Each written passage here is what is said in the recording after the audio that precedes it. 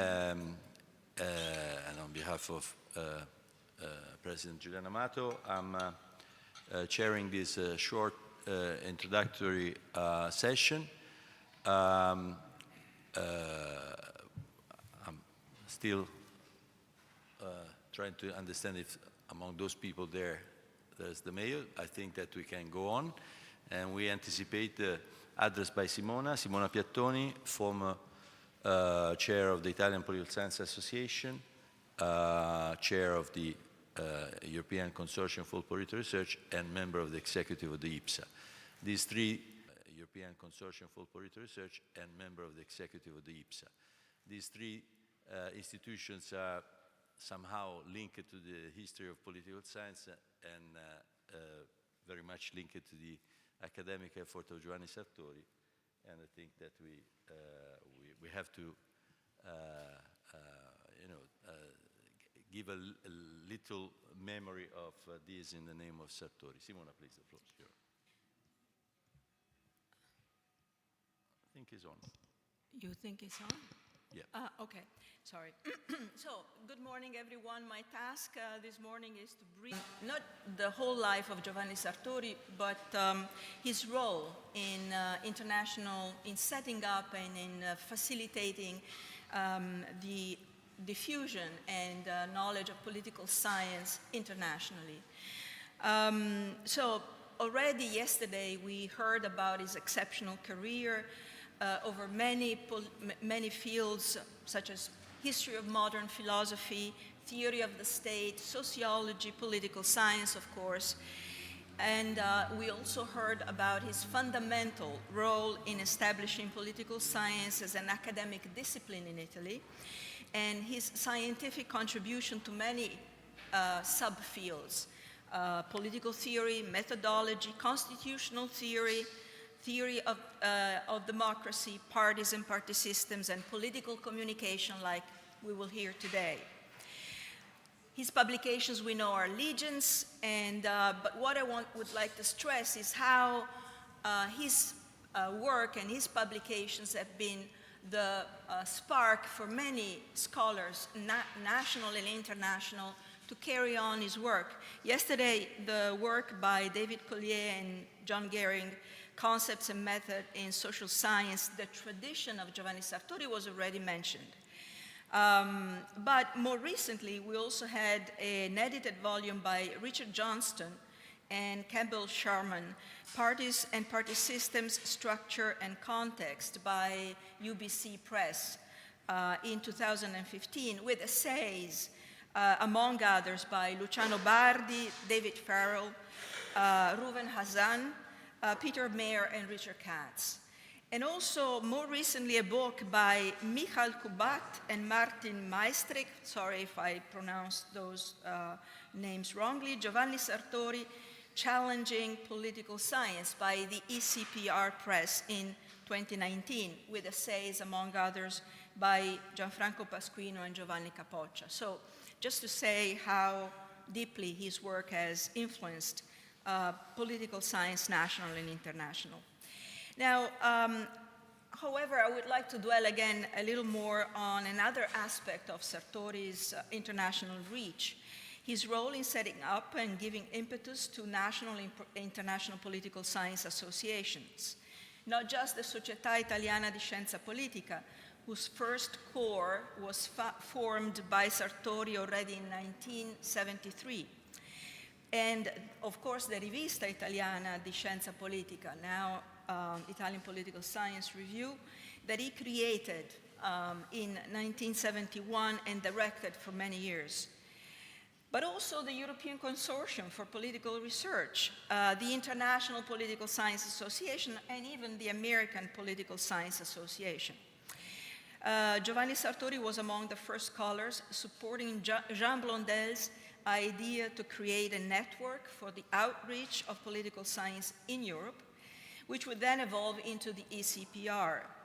Within IPSA, he designed and chaired the Committee for Conceptual and Terminological Analysis. Yesterday we heard about it, COCTA. And a similar effort was made by Sartori in APSA, the American Political Science Association, by helping set up and sustain the research section on qualitative method and concept formation.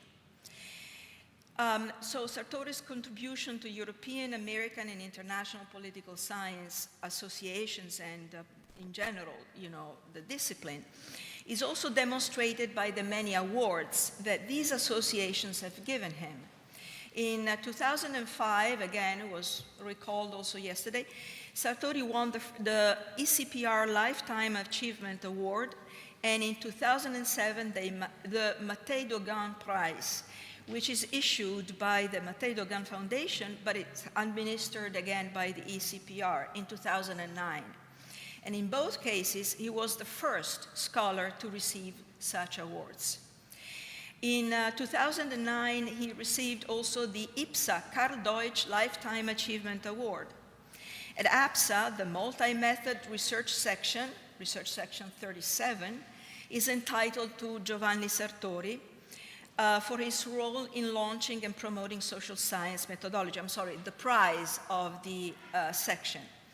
And in the explanation, it reads, the Giovanni Sartori Book Award honors Giovanni Sartori's work on qualitative methods and concept formation, and especially his contribution to helping scholars think about problems of context as they refine concepts and apply them to the new spatial and temporal settings.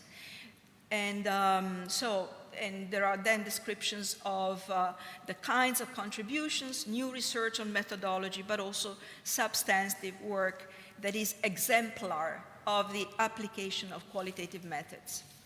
Now, I take this opportunity very briefly also to remember and thank one of the first, if you want, collaborators of Giovanni Sartori, Leonardo Mollino, sadly passed away this year. Leonardo graduated in history at the University of Naples, but then joined the first cohort of young scholars and researchers that Sartori wanted with him in Florence at the Cesare Alfieri Faculty of Political Science. Leonardo followed in the steps of his mentor, developing a career both in Florence from 1971 to 2006 in the same political science faculty, then directed a center for research, and then ultimately joined the Lewis University in 2012. But he was also present in many prestigious universities in Europe and around the world. In the United States, he visited regularly Stanford, NYU, Yale. In France, Institut d'études politiques in Paris. In Madrid, the Centro, sorry for the pronunciation, Centro de Estudios Políticos y Constitucionales, and the Instituto Juan March. And he was president of the Società Italiana di Scienza Politica, SISP, from 1998 to 2001, and first Italian president of IPSA from 2009 to 2012. He has made a fundamental contribution to the theory of democratization and the quality of democracy, with a particular attention for South American and late democratizing European countries. His attention for the Spanish-speaking world is testified by the many prizes that he received. I'm not going to mention them, it would take very long, from South American universities, and by his Spanish, and by the quality of his spoken and written Spanish that was, I think, as beautiful as was Sartori's English. So even though there would be so much more to say, I think it's appropriate now to pass back the floor to Luca, who will then tell you about what is being done now to still keep Sartori's legacy in the future. Thank you. Thank you. Thank you, Simona. Well, just to make it clear that we don't really intend to build a session on life achievements of Giovanni Sartori. First of all, because we prefer to have papers and fresh material. Secondly, because we are all aware about the...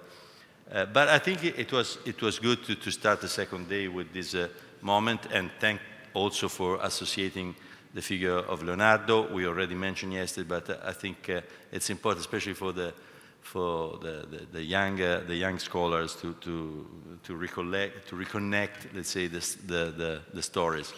I don't really have very much to add, although I can take these a few minutes in the attempt to wait for Mayor Funaro. But I'm happy to add something, and the message is that we still write about Giovanni Sartori, and not just because it's a duly somehow respectful jest of gratitude and so on. I'm just, reconnecting to some of the papers and the speeches of yesterday. We try to understand what is beyond. What is beyond? What is the legacy, and what is the future of the application of the effort of Giovanni Sartori? I will now try to tell a couple of things, and this is very risky because I didn't prepare anything, and maybe I forget about something, but I think three things at least are important. One is the effort that the European journals, and particularly the ECPR flagship journals, European Political Science and European Journal of Political Research, they did. Some other journal, West European Politics, dedicated something to Sartori. Recently, European Political Science devoted a special monographic section. There's one piece of mind, so this is something I can remember, but even Christophe Roux, nice reconstruction of the first years of Sartori at the University of Florence and the building of his idea of political science. This is a reading which I recommend. I have to, and I'm happy to invite you to have a look to the webpage of the Italian Political Science, or now, Italian Political Science Review. Lorenzo De Sio and Silvia Kritziger, the editors, were able to put together a number of pieces are published in these days. I remember yesterday we mentioned Casalbertoa, Fernando's piece. There's one very interesting piece by Luciano Barti. Other things are coming, and I would like, since we don't have a mic in this beautiful room, I would ask Christophe to join us for a while, because we have a recent thing in France. Sartori goes French, and maybe you can tell us 2 words about this initiative. Thanks. Well, hello everybody. As a matter of fact, yes, next year a special issue will be also devoted to Giovanni Sartori by the Revue Internationale de Politique Comparée, which is a French, Belgian, Swiss journal, mostly French-speaking, but actually publishing articles both in French and in English. And together with Luca, we're co-editing that special issue to be published next year. So with pieces a bit in the same spirit of that today's conference, there will be articles written by a panel of scholars, so Luca and I, about Sartori's personal trajectory and his impact on a number of themes. Zach Elkins will contribute about concepts, Marco Valbruzzi from Naples on the importance of language,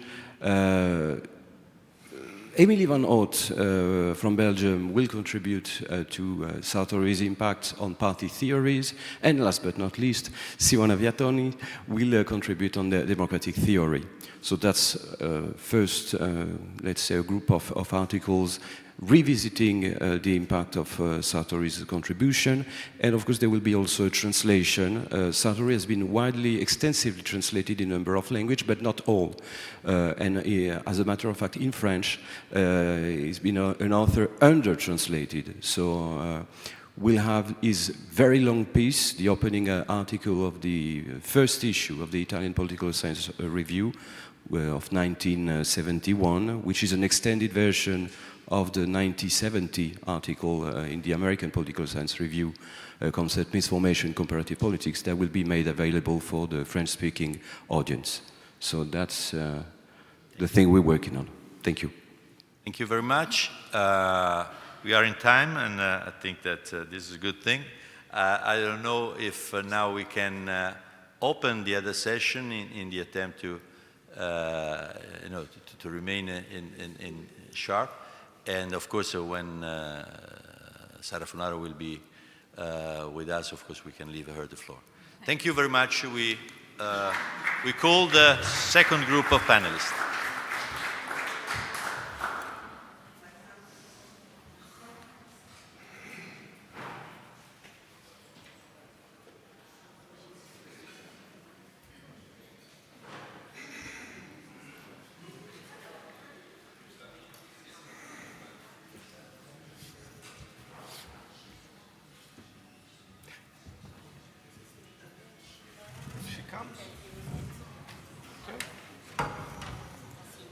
Quando arriva la sindaca cosa faccio? Interrompo tutto e le do l'intervento. Sì. Sì, ma se sono io si finisco l'intervento. Insomma, fatemi il segno voi cosa devo fare. Why don't we put ourselves in order of presentation? Should we swap places? I think I'm last.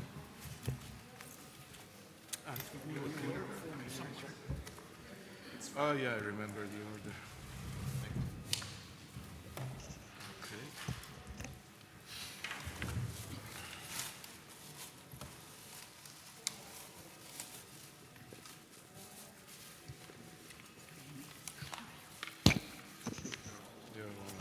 Sono tutti agiti. Try to give a talk in this room. I'm sorry? It's a little daunting to give a talk in Va this bene, room.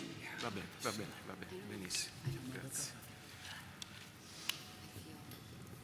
Good morning, and welcome to the fourth panel of the conference on Sartori's legacy, which is devoted to electoral systems and constitutional reforms. My name is Daniele Caramani. I'm a professor of political science at the University of Zurich and at the EUI. And it is my great pleasure and privilege to chair this panel and introduce the topic before then giving the floor and welcoming our four distinguished panelists, Alessandro Chiaramonte, Ruben Hassan, Amy Kreppel, and Mark Franklin. So my introduction focuses on electoral systems, the reason being their centrality in Sartori's work. And I would like to show how Sartori used electoral systems for most of the topics addressed in this conference: democratic theory, logic and methodology, parties and party systems, and obviously also constitutional engineering, which allows us also to highlight the great coherence in Sartori's work. And I would like, therefore, to start with the centrality of electoral systems in Sartori's work and then zoom into his contribution on the topic. So Sartori's work on electoral system is obviously connected to the debate on democracy, PR's impact on extremism and instability, but also at the same time PR as a precondition for consensual decision-making and for power sharing. Single-member plurality, systems moderating nature through their centripetal competition, but at the same time discontinuity in policy through the alternation in power. The more accountable nature of plurality as opposed to the more representative, descriptively representative PR system. So electoral systems are constantly debated, for example, during the making of modern representative democracy in the 19th century. And then again, when it was under attack after World War I, and then during the French Fourth Republic, the Italian endemic instability. So the quality of democracy and its dimensions are always linked to the electoral system. And second, but this is really the topic that I would like to leave to our panelists. Electoral systems are linked to institutional engineering. And Sartori observed that it's much easier to change electoral systems than to change constitutions, because electoral systems can be changed through ordinary legislation. And anyway, and probably this is the more important point, democracy, or the functioning of democracy, depends on behavior, more than formal and static institutions. So the functioning of democracy depends very much on the nature of competition, and the competitive behavior of actors, parties, but also voters, depends on the rules of the games, and none of the rules of the games are more important than the electoral law. So the leverage of electoral systems is huge, and Sartori, like others before him and after him, saw the potential for improving democracy by engineering electoral work. And I mean, I guess we will hear this later. No discussion of institutional reforms in Sartori, be it semi-presidentialism or bicameralism or the link between legislative and executive, none of this discussion is separated or isolated from electoral law. Third, Sartori's work on electoral systems links very closely with his work on conceptual analysis and methodology. And after all, his most important piece on electoral systems was a chapter subtitled Faulty Laws or Faulty Methods, and half of the chapter is devoted to methods.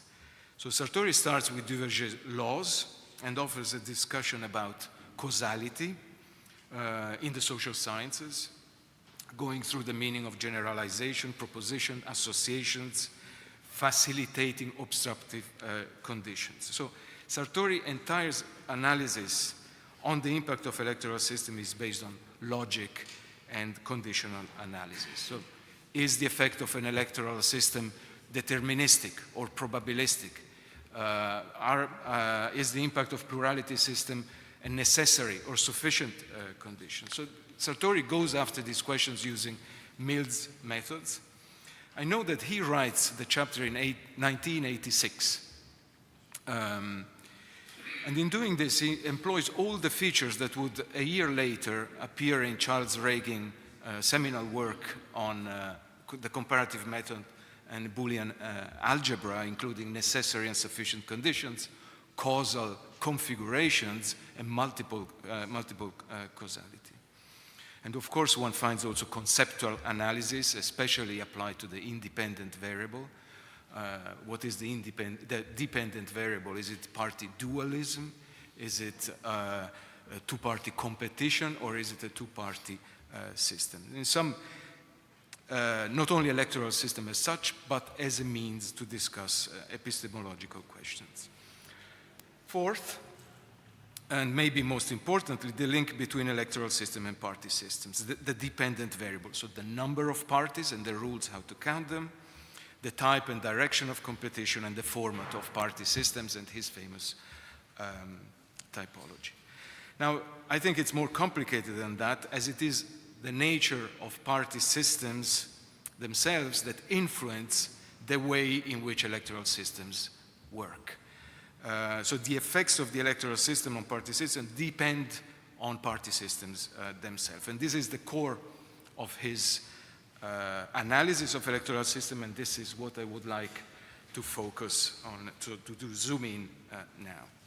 So as mentioned, he analyzes the relationship between electoral system and party systems.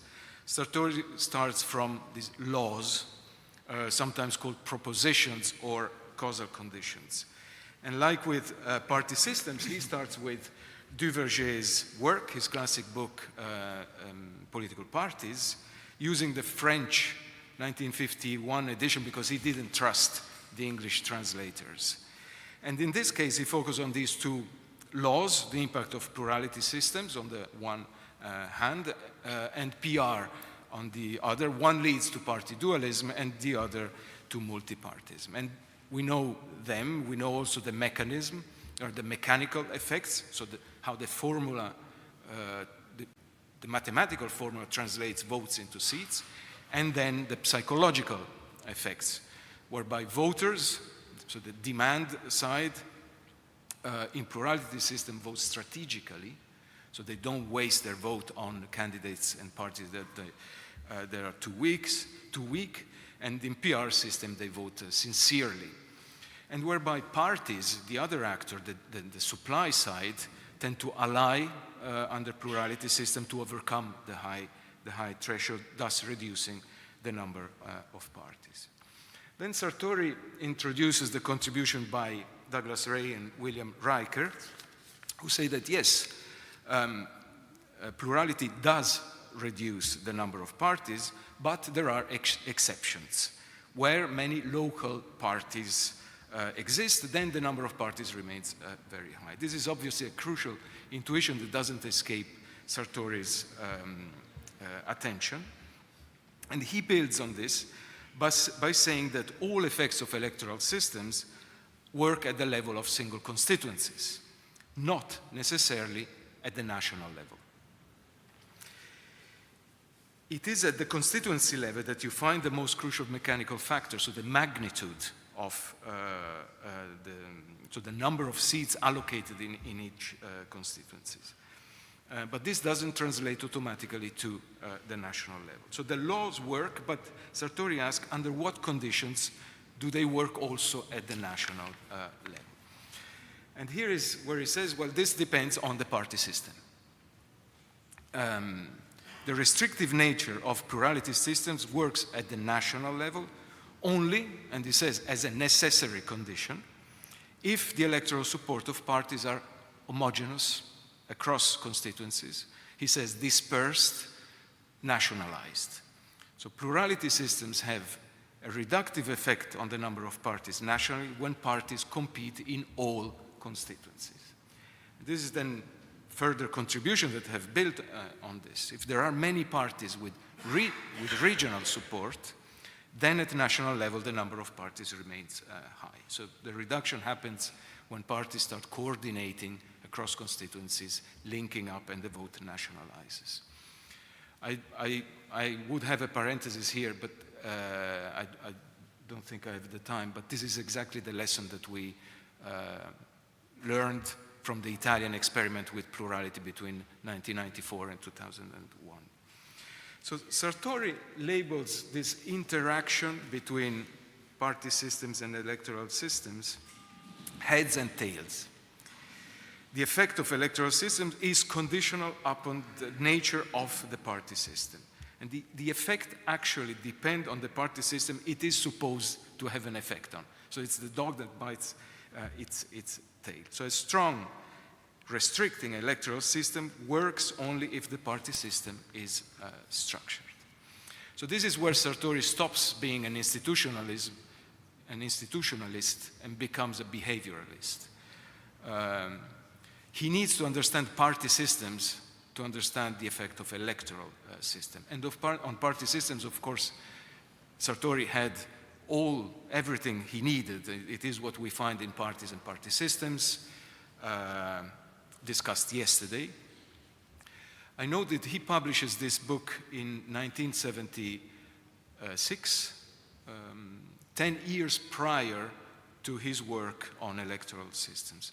But in reality, he writes Parties and Party Systems in the 60s, and then completely reworks it in the first half of the 70s under the influence of the behaviorist critique that he received, very strongly influenced by macrohistorical sociology and cleavage theory.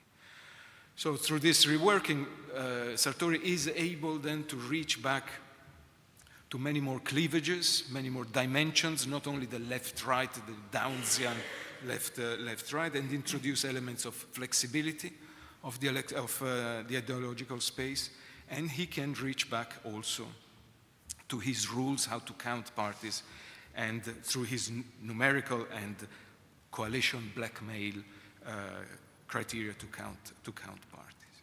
So in this table, Sartori makes clear that the effects of electoral system at the national level largely depend on the nature of the party system. So institutions, rules, and structures interact. To conclude, subsequently, these relationships get even inversed. It is party systems that determine electoral systems. Cusack, Soskic, Iverson, for example, in their seminal article in the American Political Science Research, show that the shift from plurality to PR systems in continental Europe is a consequence of historical conditions, of decision-making patterns based on corporatist political economy. Now, if we ask today the relevance, so going beyond the relevance of this work on electoral system, we must first of all recognize, sadly, that work on electoral system has disappeared from the academic field and also from public debate. No one works on this any longer. And this disappearance is puzzling because, after all, PR was considered the main culprit of Weimar collapse and more generally for extreme politics during the previous attack to representative democracy between the two worlds. So as today we witness a similar attack, why are electoral systems absent from the debates? Now, if we go back to this scheme, we can see what the central position electoral systems still have. They matter for polarization, anti-system politics. Sartori worked on centrifugal competition when the center is occupied. And today we see that the mainstream parties convergent lead to populism. The debate on electoral system has probably disappeared also behind a more general contestation to representative democracy. Contestation from populism, the direct connection between people and the leader against elites. Contestation from majoritarianism, so the contestation of non-majoritarian institutions and the judiciary. And from a strange fascination with technocracy, problem solving, and effectiveness. So a contestation in general from a distrust towards representative procedures such as elections and actors such as parties and voters' competence. But also, finally, an infatuation with non-representative institutions from direct democracy to lottery-based citizen assemblies. So on all these topics, our four panelists have produced work over many years. They build on Sartori's insights, and I'm keen to give them the floor now, but I will first briefly introduce them, going in the order of the program. Alessandro Chiaramonte is professor of political science at the University of Florence. He co-founded the Italian Center for Electoral Studies and is the author of articles on electoral systems and party system in Italy and in comparative perspective. His most recent book is on the deinstitutionalization of Western party system. Reuven Hazan is professor of political science at Hebrew University, where he holds the chair in Israeli democracy and politics. Among his numerous books, he produced work on center parties under the supervision of Giovanni Sartori, and the role of center parties in the competitive dynamics of party systems. He has also had various institutional roles in international academic organizations. Amy Kreppel is Jean Monnet Chair of EU Politics and the director of the University of Florida's Center for European Studies, where she is also a professor in the Department of Political Science. She has published extensively books and articles in leading journals, in particular on European institutions and supranational European party systems. And finally, Mark Franklin is the Emeritus John R. Reitemeyer Professor of International Politics at Trinity College. He was Steinrocken Chair here at the EUI, and his work includes seminal books and articles on electoral behavior, party systems, public opinion in a comparative perspective, but also on turnout and European politics. So thank you very much to all four for having accepted the invitation and being here on this panel today. So the four panelists have 20 minutes each. At the end of the four presentations, we will then have time for Q&A. So we start with the first presentation, and I'm very happy to give the floor to Alessandro Chiaramonte, whose work has focused very closely on the Italian political system, but also in comparative perspective, particularly on elections and institutional reforms. So, Alessandro, you have the floor. Thank you.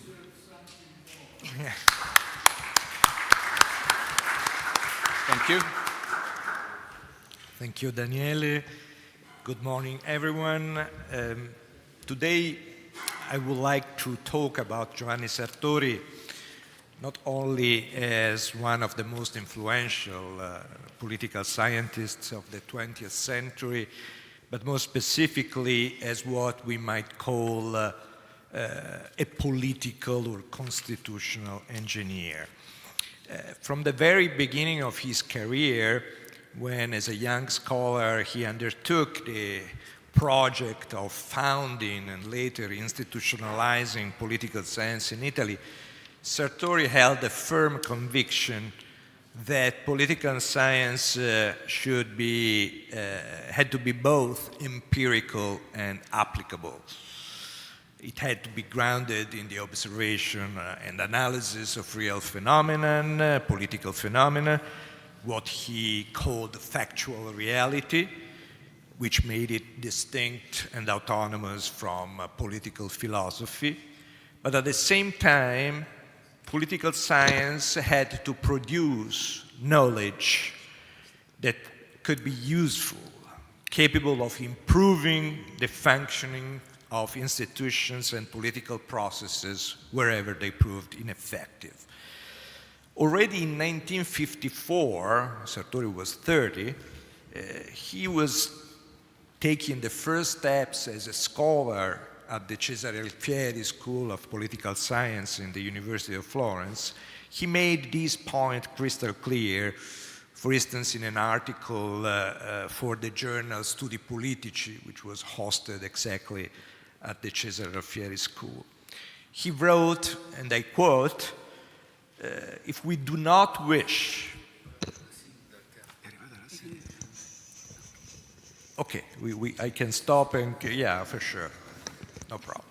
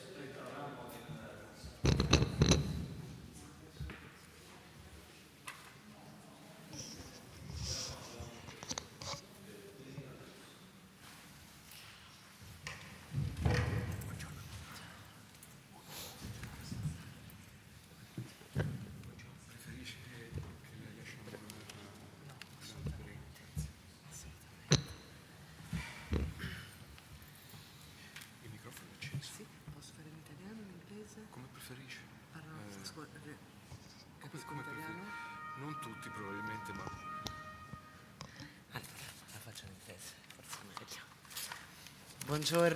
Buongiorno a tutte e a tutti. Good morning to everybody. I don't know if everybody understands Italian.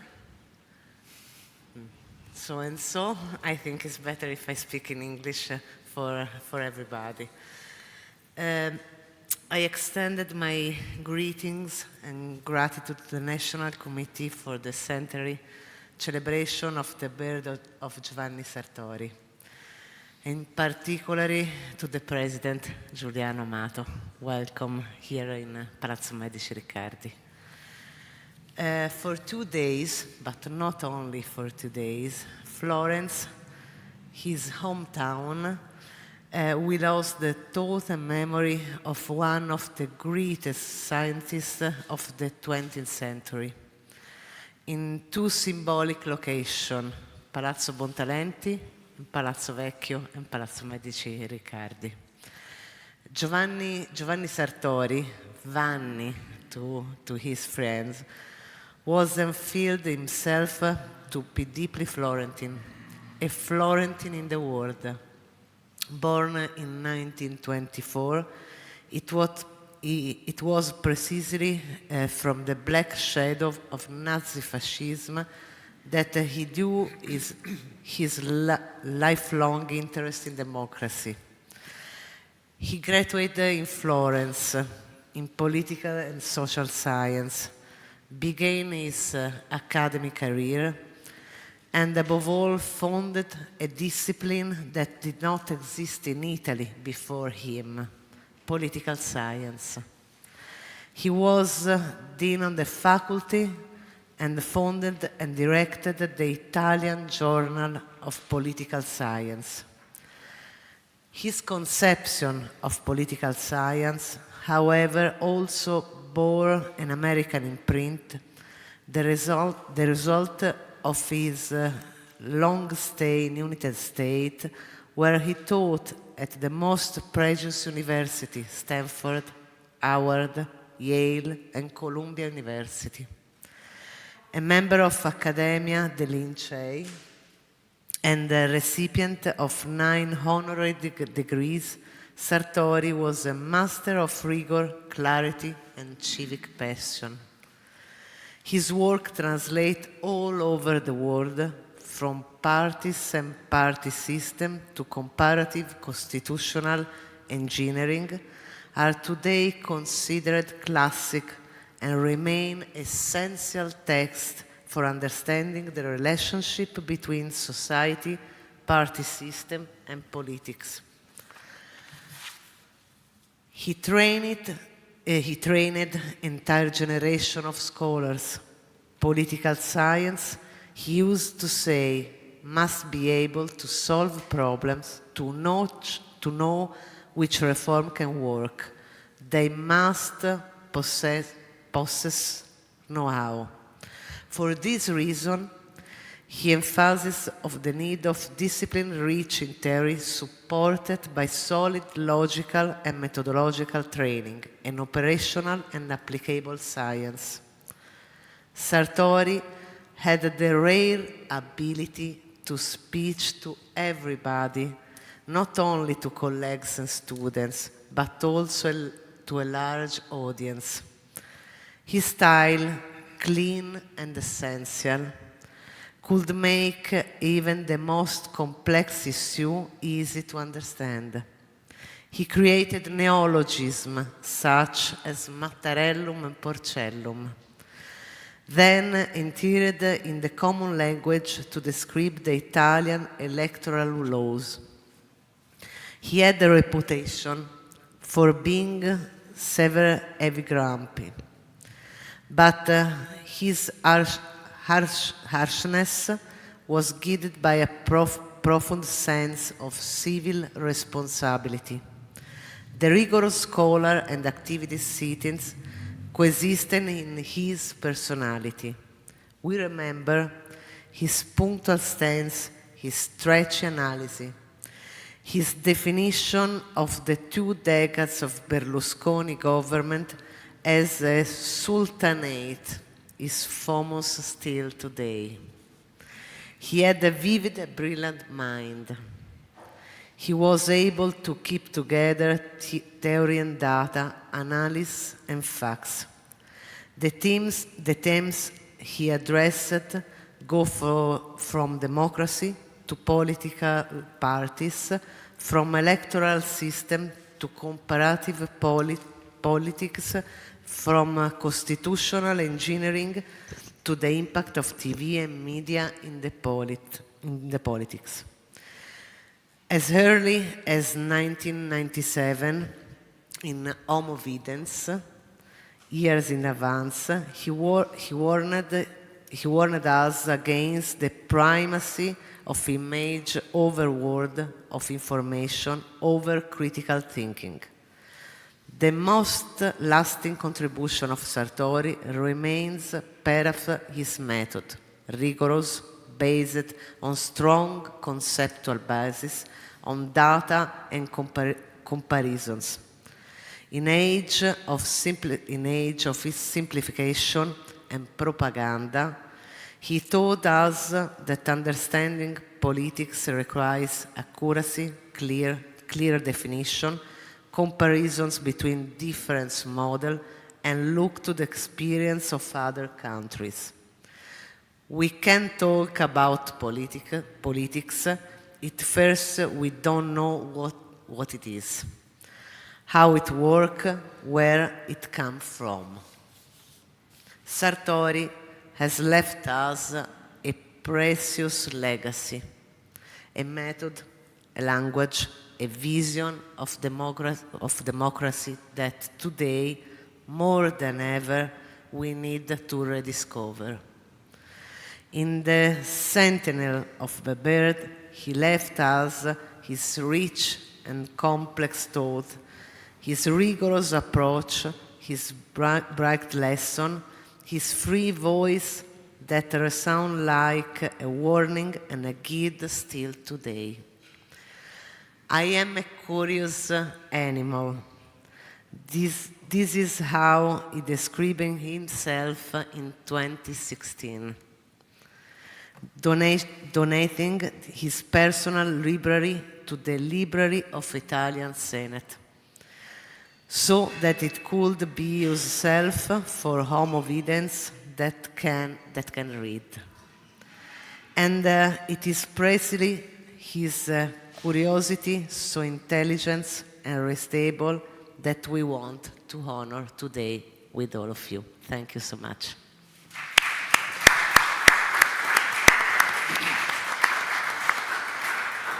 Thank you very much, Mayor Funaro, for your time, for your greetings, and for your words.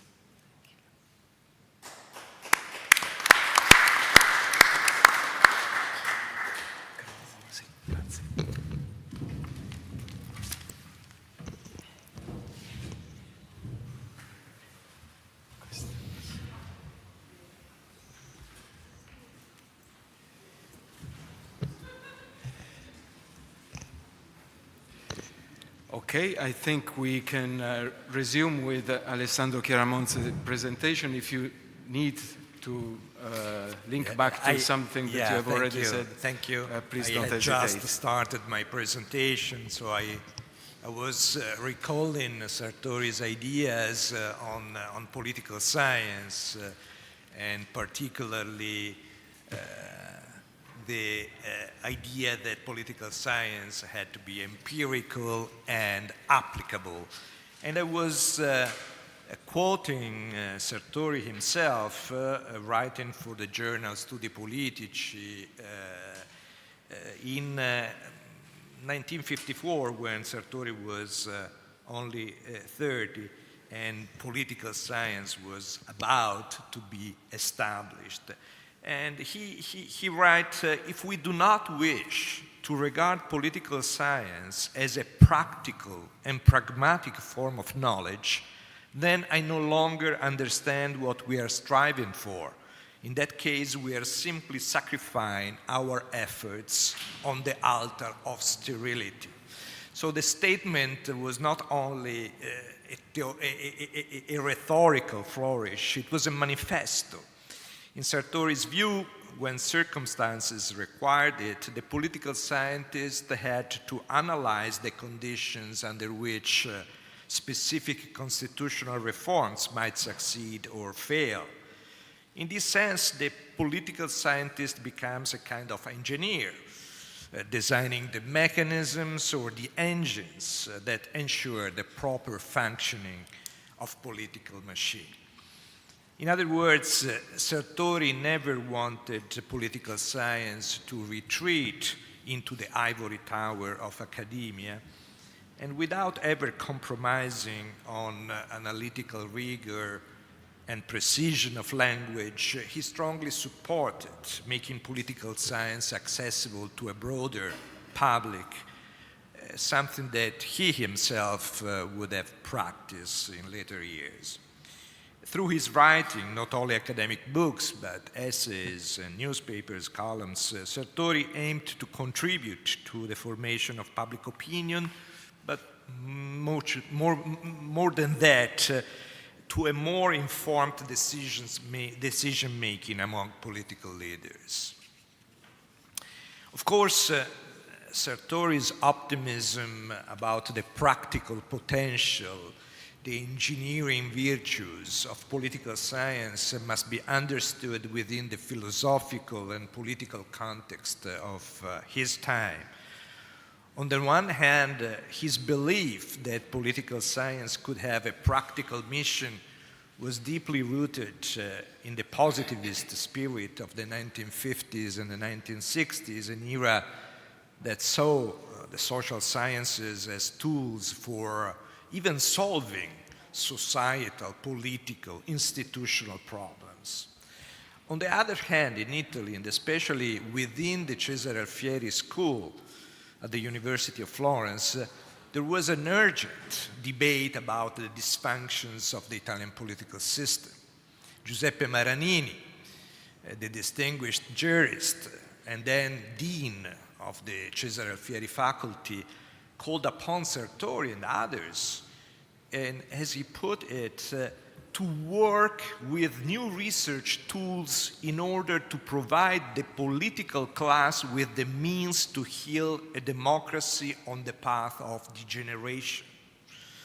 So from the very beginning, Sartori's ideas of political engineering was deeply tied to Italy's own democratic experience, its difficulties, its fragilities, its need for reform.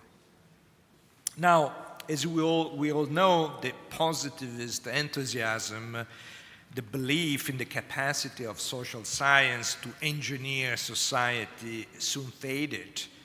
But Sartori never abandoned the idea that political science could and should be applicable. And perhaps the clearest expression of that belief came in the 1994 book, Comparative Constitutional Engineering.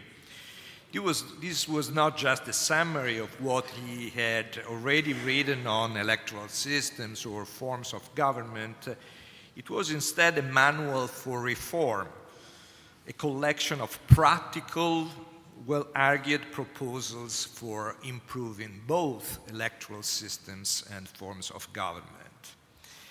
And although the book was comparative, it's obvious that Sartori had Italy foremost in his mind. The Italian case appears throughout the book, sometimes explicitly, sometimes between the lines, but always echoing the national debate on institutional reform.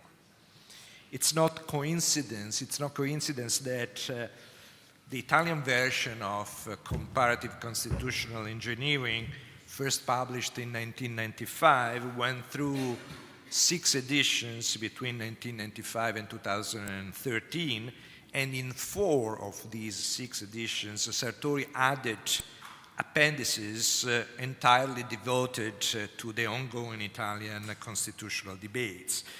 And it's also worth recalling the titles of these appendices because they are very indicative of Sartori's mood about the debate on constitutional reform, and they were very Sartorian to a sense.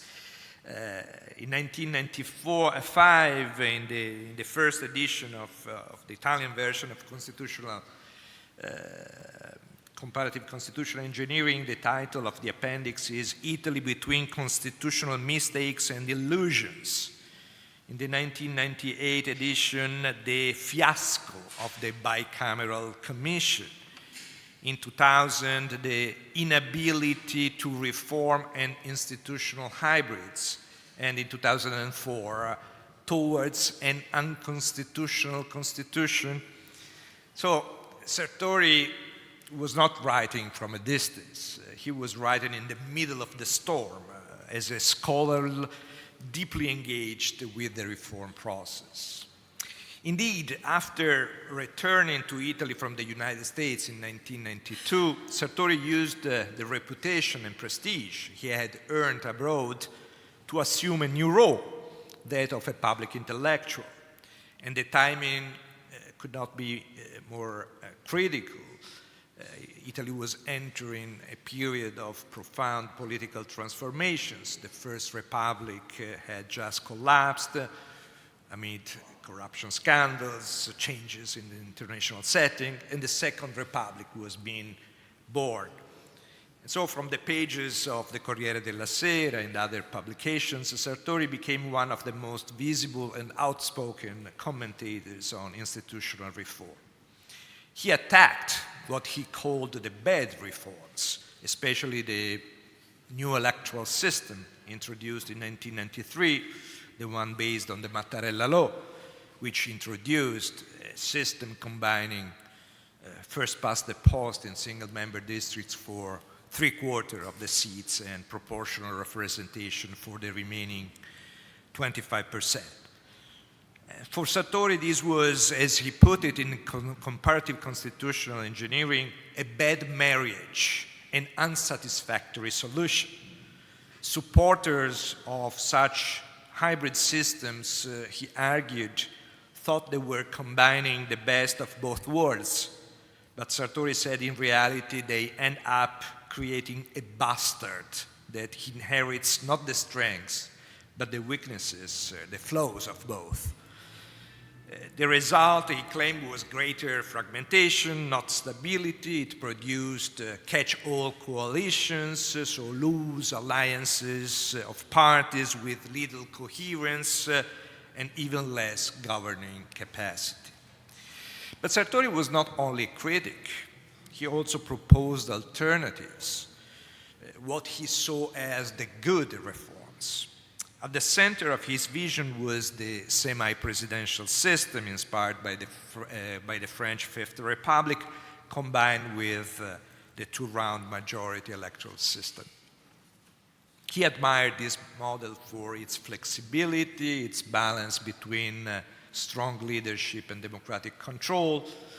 In a semi-presidential system, the president and the prime minister share power, what Sartori called the diarchy, where each must rely on the other, and ultimately they both depend on parliamentary legitimacy.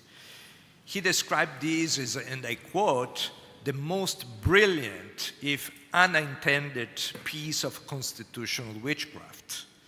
So for Sartori, this semi-presidential model was a good hybrid, a functional mix of elements unlike the bad hybrids of mixed electoral systems. So while Sartori appreciated mixed forms of government, he strongly rejected mixed electoral system.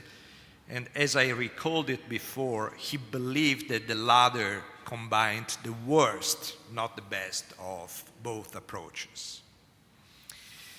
Sartori did not limit his advocacy to books or magazines or newspapers. He took his ideas directly into the political arena. And here, truly, we see Sartori as a political and constitutional engineer trying to build a functioning model for Italy's democracy. In 1996, there was even talk of appointing him Minister for Institutional Reforms, linked to the proposed mechanical government. That plan never materialized, but it shows how seriously his ideas were being considered. A year later, in 1997, Sartori played an active role in the bicameral commission for constitutional reforms chaired by Massimo D'Alema, one of the most prominent leaders of the left camp. By the way, here we have Stefano Passilli, who was one of the members of the bicameral commission. In an article for L'Espresso, Sartori recalled how D'Alema authorized him to speak directly with Berlusconi, Fini, Marini, so the leaders of the main right and centrist political parties, to find a common ground on constitutional and electoral reform. And after what he called the pilgrimage through 7 churches, Sartori managed to draft a workable compromise, a semi-presidential model with an open 2-round electoral system where the top 4 candidates would advance to the second round as a way to accommodate the complexity of the political coalition that had already been in place, and maybe also to prevent party coordination from the first round of voting, because Sartori was convinced that the only way to reduce the number of political parties was to avoid the risk of what was going on, as Daniele was referring to before, under the Mattarella law, so party coordination, which allowed for the survival of even small political parties. So the truth is that, but in the end, as we all know, the great reform never was, and Sartori later wrote why. And here I quote again, "The truth is that on the evening of April 5, 1997, D'Alema, Berlusconi, and Fini could easily have met at Gianni Letta's house and reached in no time an agreement that would have given Italy a good second republic. It didn't happen, but it could have. It very nearly did. But as we all know, it didn't happen." And according to Sartori, there are some responsible for that. He blamed D'Alema, who chose to save the Prodi government rather than risk political instability, and also Berlusconi, who ultimately withdrew his support. But by then, the reform proposal had already lost its essence, according to Sartori, because what began as a real semi-presidential model had become, in the meanwhile, a premiership system masqueraded as a semi-presidential model. So from this moment on, Sartori continued to make his voice heard, but he became, as he himself admitted, less and less a constitutional engineering. He had to confront the reality that his advice went largely unheard. So why his role as a political engineer failed? I would say for a couple of reasons. The first reason has to do with the limits of the Italian political class, and particularly, as Sartori would have pointed out, short-termism, personalism, and the inability to compromise. But the second reason has probably to do with the limits of political engineering itself. Even the best designed institutions cannot function without the political will, the right civil culture, even the moral integrity to sustain them. And I'm quite sure that even Sartori, who had believed in his role as a political engineer, came to realize these limits in the end. So what remains of Giovanni Sartori's vision today, and then I conclude. First, his work reminds us that political science at its best should not only describe, explain, or interpret political reality, it should also try to improve it. The political scientist, like the engineer, should be ready to design, test, and refine the mechanisms that make democracy work. Second, Sartori's story illustrates the enduring tension between knowledge and power, between the clarity of scientific reasoning and the intricacies of political life. Even when his proposals were ignored, Sartori remained a model of intellectual honesty and civic engagement. He demonstrated that the political scientist can be both a rigorous scholar and a committed citizen, and thinking and acting can and should coexist. In the end, Giovanni Sartori's story is not only that of a political engineer who designs blueprints for a better institution, it's also the story of a thinker who never stopped believing that ideas matter and that when well designed, institutions can make democracy stronger. Thank you.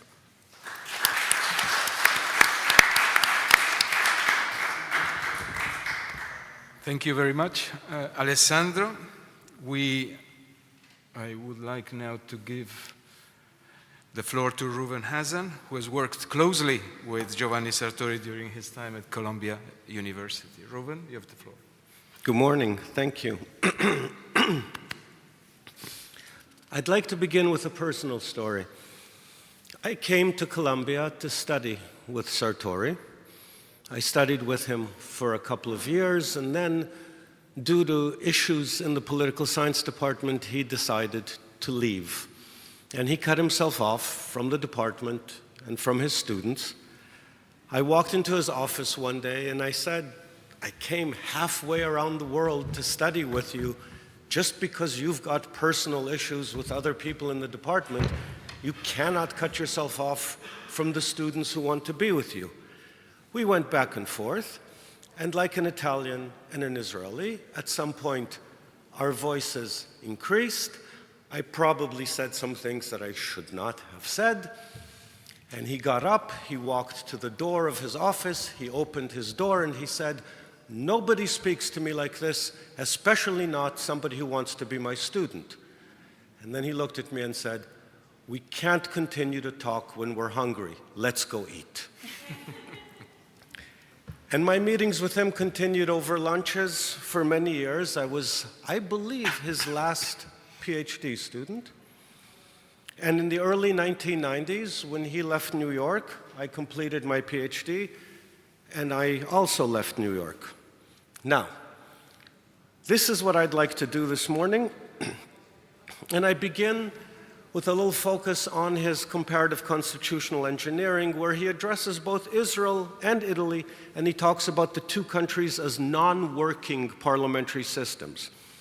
Israel and Italy were topics that he visited frequently. In his Parties and Party Systems, he devotes no less than a dozen pages to Israel.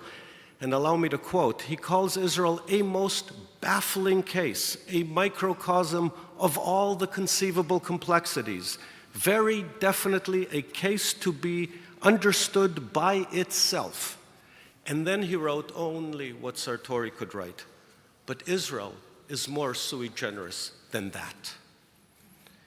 Now, since this is a gathering of friends and colleagues of Sartori, and since I'm focusing on comparative constitutional engineering, I want to show you for page 1 of comparative constitutional engineering. It begins with the words, in the beginning. Do you remember another book that begins with the words, in the beginning?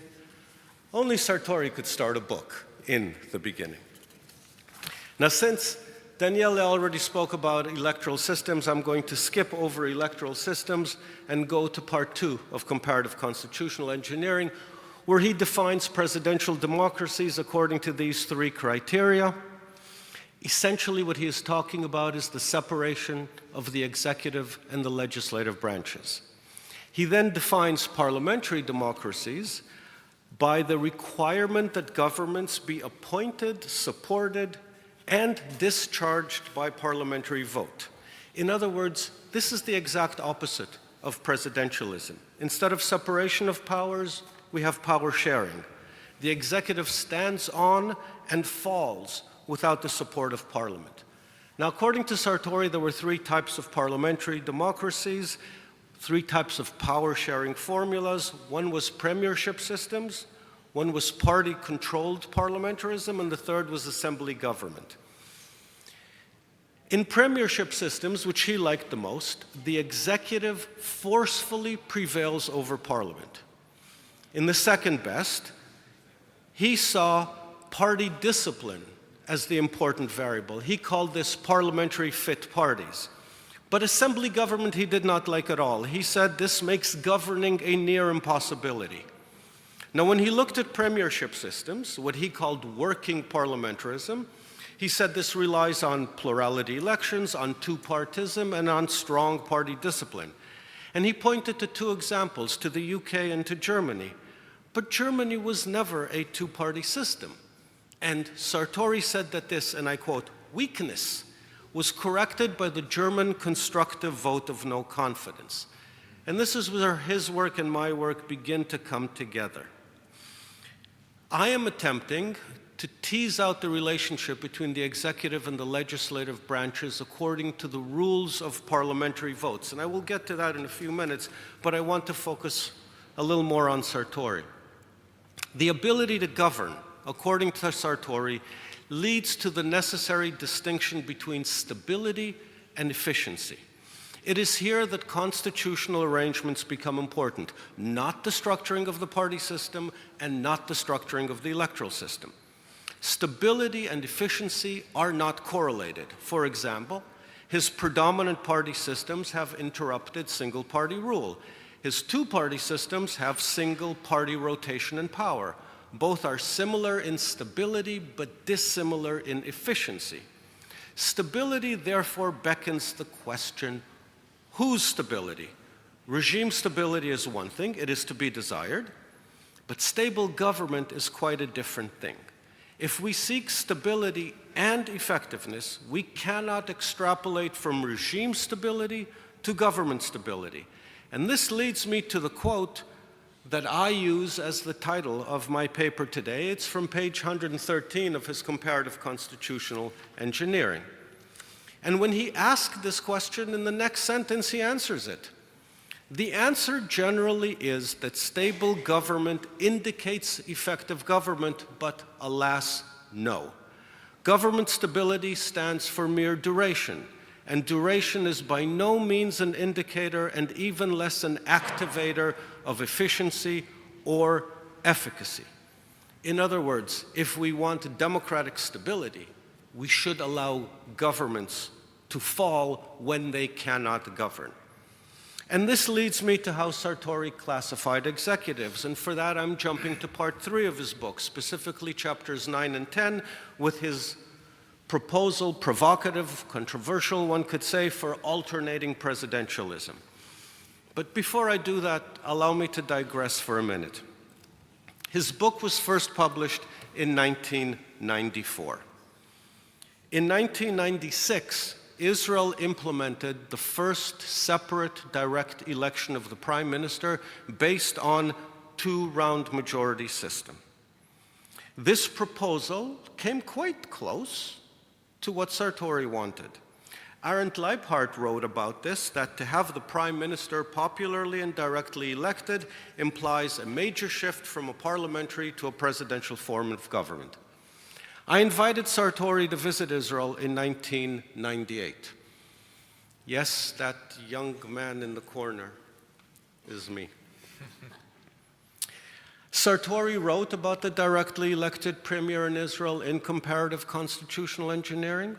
I believe that when he came to Israel and saw how the system functioned, he began to struggle with the negative consequences of such a mixed system. By 1999, when we had the second separate election, he wrote the chapter in the book that I edited, and in it, he began to move away from his alternating presidentialism. He actually began to think that moving from one engine to two could have more problems than solutions. When it came to Israel, he no longer advocated for alternating presidentialism. He said we should have enlarged premiums for the first two parties, 20% and 15%.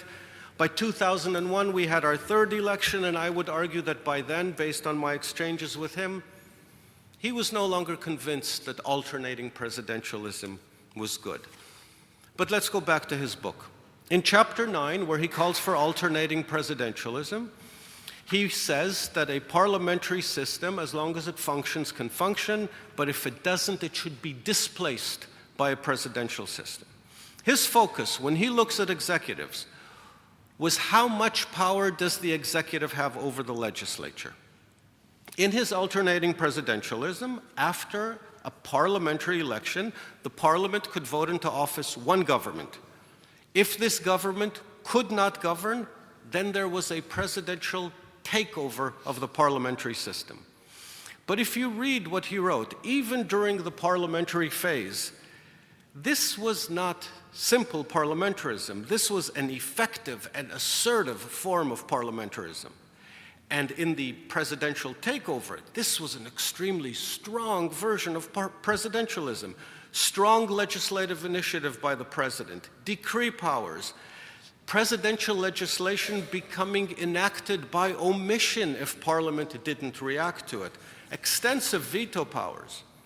Sartori did not mince words. When he stressed effective governing, he saw the power of parliament as, quote unquote, a problem.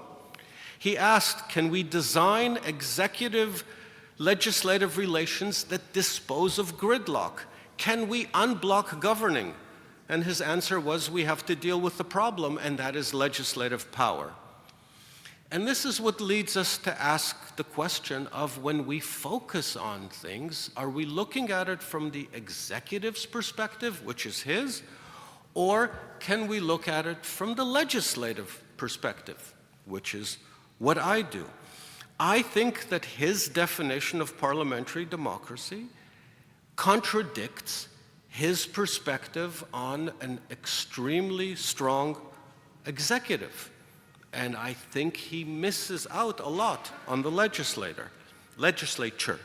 I repeat, Sartori defined parliamentarism as governments need to be appointed, supported, and discharged by parliamentary vote. And this is what leads me to my current work, if you'll allow me to go through it in just 2 or 3 minutes.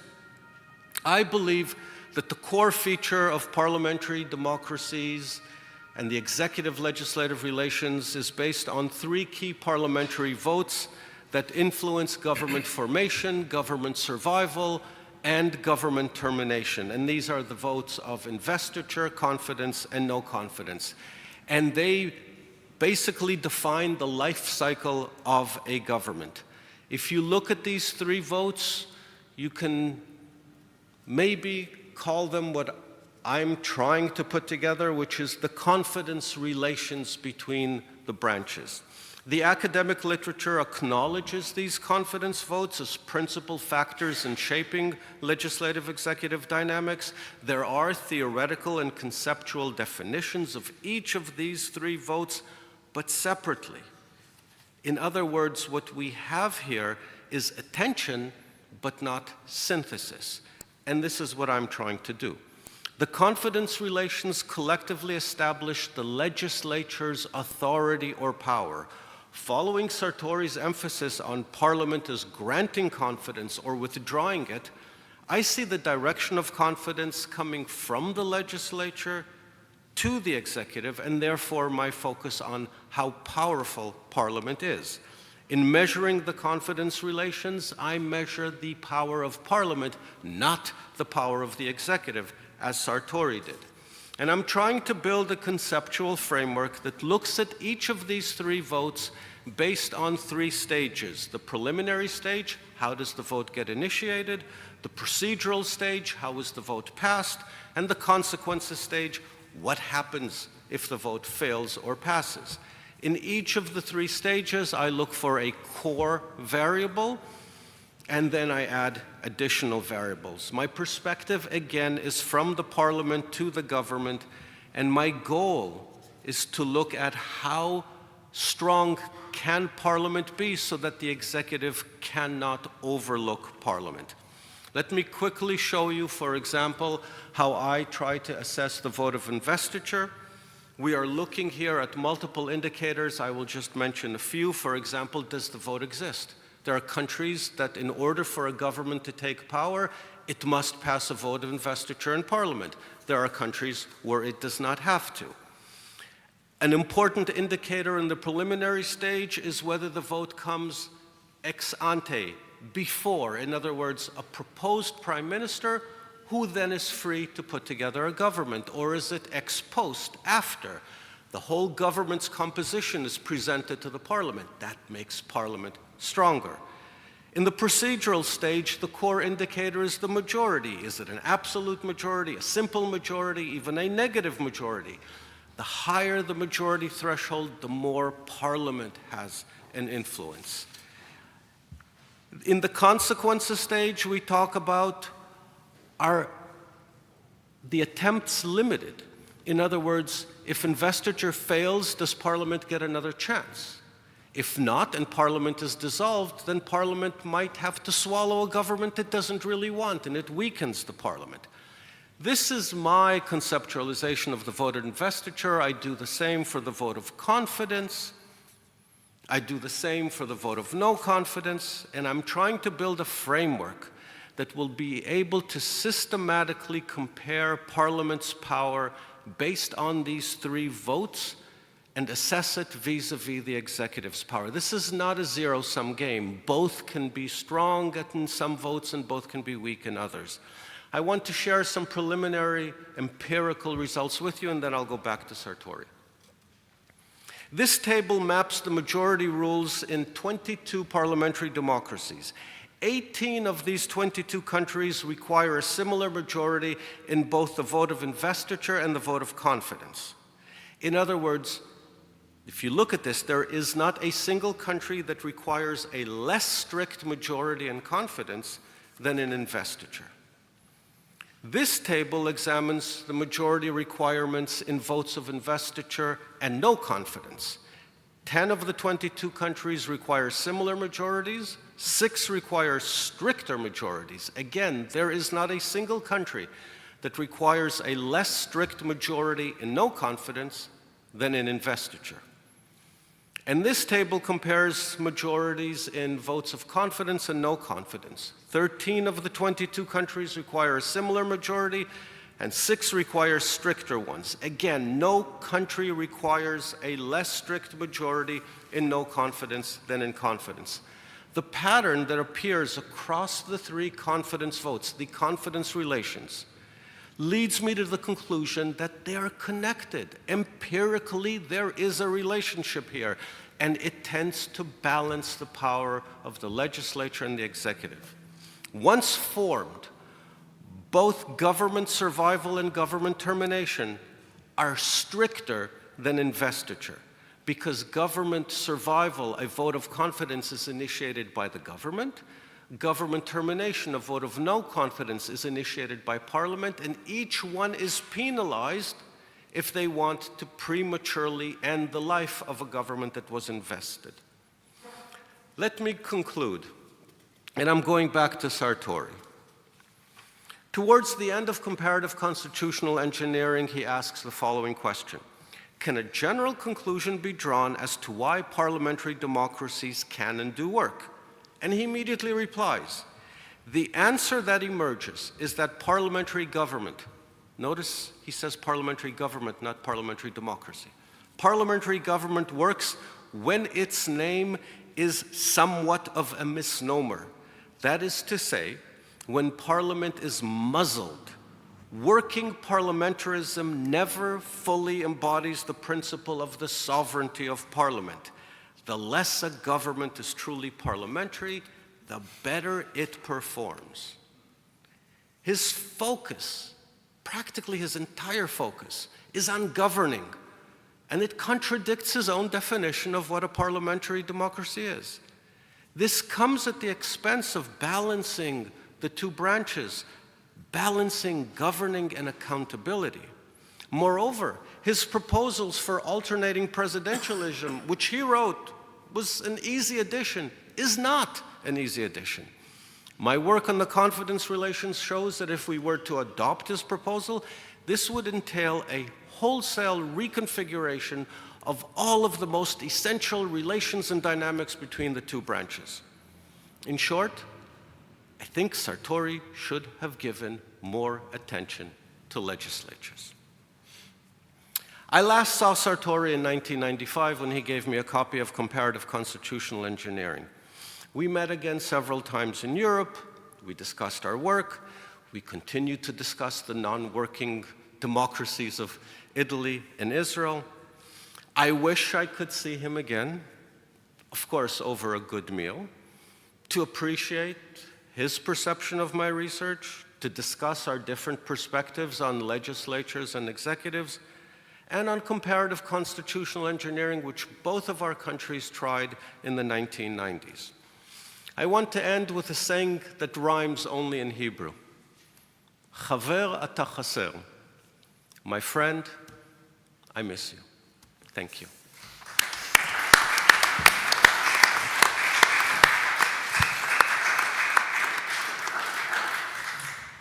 Thank you very much, Reuven. And I give now the floor to Amy and the clicker as well. You just need, I don't think you need to. Okay. All right. This is on. Okay. Yes. All right. Thank you very much. I want to thank the organizers for the invitation. I also should probably warn the audience that Reuven and I, as the legislative scholars in the group, are probably somewhat redundant. In terms of both how we see this book and some of our conclusions, my task when I was asked to do this and to approach this book was, for me, not an easy one. Because while Sartori has absolutely affected my work in terms of my focus on institutions and my focus on conceptual clarity, my focus is legislatures, by and large, or legislative-executive relations. And even when I approached that in the context of Italian politics, which was so familiar to him, it was always from the perspective of the legislature and its influence and its impact, which is not, as Reuven has just said, traditionally been Sartori's approach. So Sartori had a set of institutional priorities in this book. And as I was rereading it, because I haven't reread it in quite some time, it really struck me what it would mean for these institutional priorities to be in place now in some specific questions. If he had been king and been able to wave a wand and create his ideal system in a few contexts, what would the results be today? Now, you could say that, counter realities, you can never know. Perhaps we wouldn't have the political situation that we have today. But for now, let's pretend that we would. So for elections, he wanted to ensure fair representation, and he did say that openly. It was important that there be fair representation. But at the same time, it was important to limit fragmentation and to avoid polarization. These were critical to make sure that through the electoral system, the party system could be functional so that the executive could be functional. Parties, for Sartori, needed to be internally structured, which for him meant effectively hierarchical and cohesive, right? So there had to be a hierarchical structure, and in other places, in other books, there was discussion of how that hierarchical structure could be obtained through control of electoral lists, through control of financing, etc. But the idea was that parties would have strong leadership, and that leadership would be able to control votes. So he also needed parties, obviously, to be moderate, or at least not extreme, not anti-systemic. And for governments, as has already been said, you needed not just stability, but stability and efficacy. You had to have the two together. Stability on its own, in fact, as his colleague Juan Lintz pointed out, could lead to regime instability, which would be the worst of the options. I had longer ones, but I skipped them in the interest of time. Okay, so his focus, again, focusing on the second and third part of this book, was on empowering executives, really, at the end of the day. Because for Sartori, executives were the ones in need of help.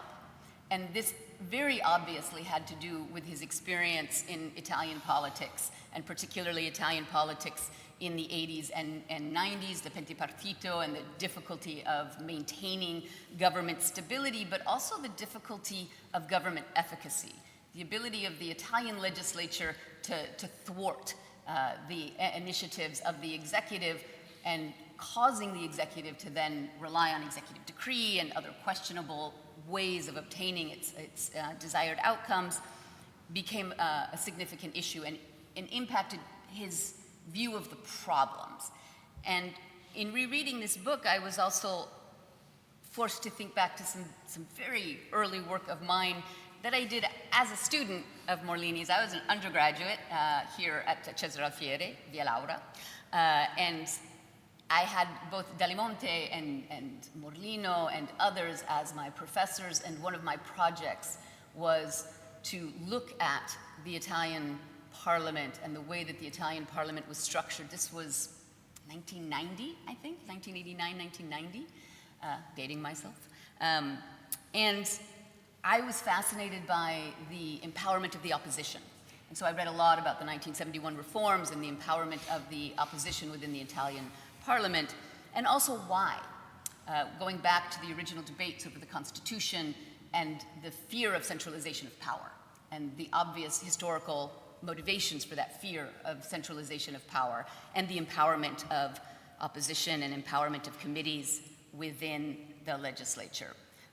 But despite that history, by the 90s, Sartori was clearly focused on the executive and empowering executives. So you needed stability. To obtain stability, you had to reinforce the governing majority. We have Lega Truffa that has failed twice in Italy, but still some mechanism to enable a strong majority. You needed to ensure reliable parliamentary parties, as I said before. You needed to reduce fractionalization, obviously impacted by the correnti and the fragmentation of the DC. And you needed to increase the difficulty of government removal, so connected to yours. For him, the constructive vote of no confidence, that was a useful solution, right? If you can't get the strong majority, maybe you can have something else that will reinforce the power of the executive and ensure greater stability, but still you needed efficacy, right? You still needed the ability to actually govern. And that means you have to find a way to prevent legislative gridlock. You can do it with enhanced majorities and stable legislative parties, but if you don't have that, or you're not sure that you're going to have that, you could have other tools, right? So you could have guaranteed access to the legislative calendar, you could have prioritization of government laws, you could have the ability to issue executive decrees, you could have those decrees repeatable, even if not constitutionally so. You could have other tools that would enhance the ability of the executive. But the main point was that there needed to be guaranteed efficacy as well as stability. So managing legislative-executive relations was important, even if it was discussed primarily from the point of view of the executive. And for his vision of a good political system, a good functioning political system, the role of the legislature was as secondary actor. The role of the legislature fundamentally was to provide support to the executive, to give a tint of democratic legitimacy, right, by representing the citizens, but effectively it was to provide representation, both targeted and broad, and to support the executive in both stability and efficiency.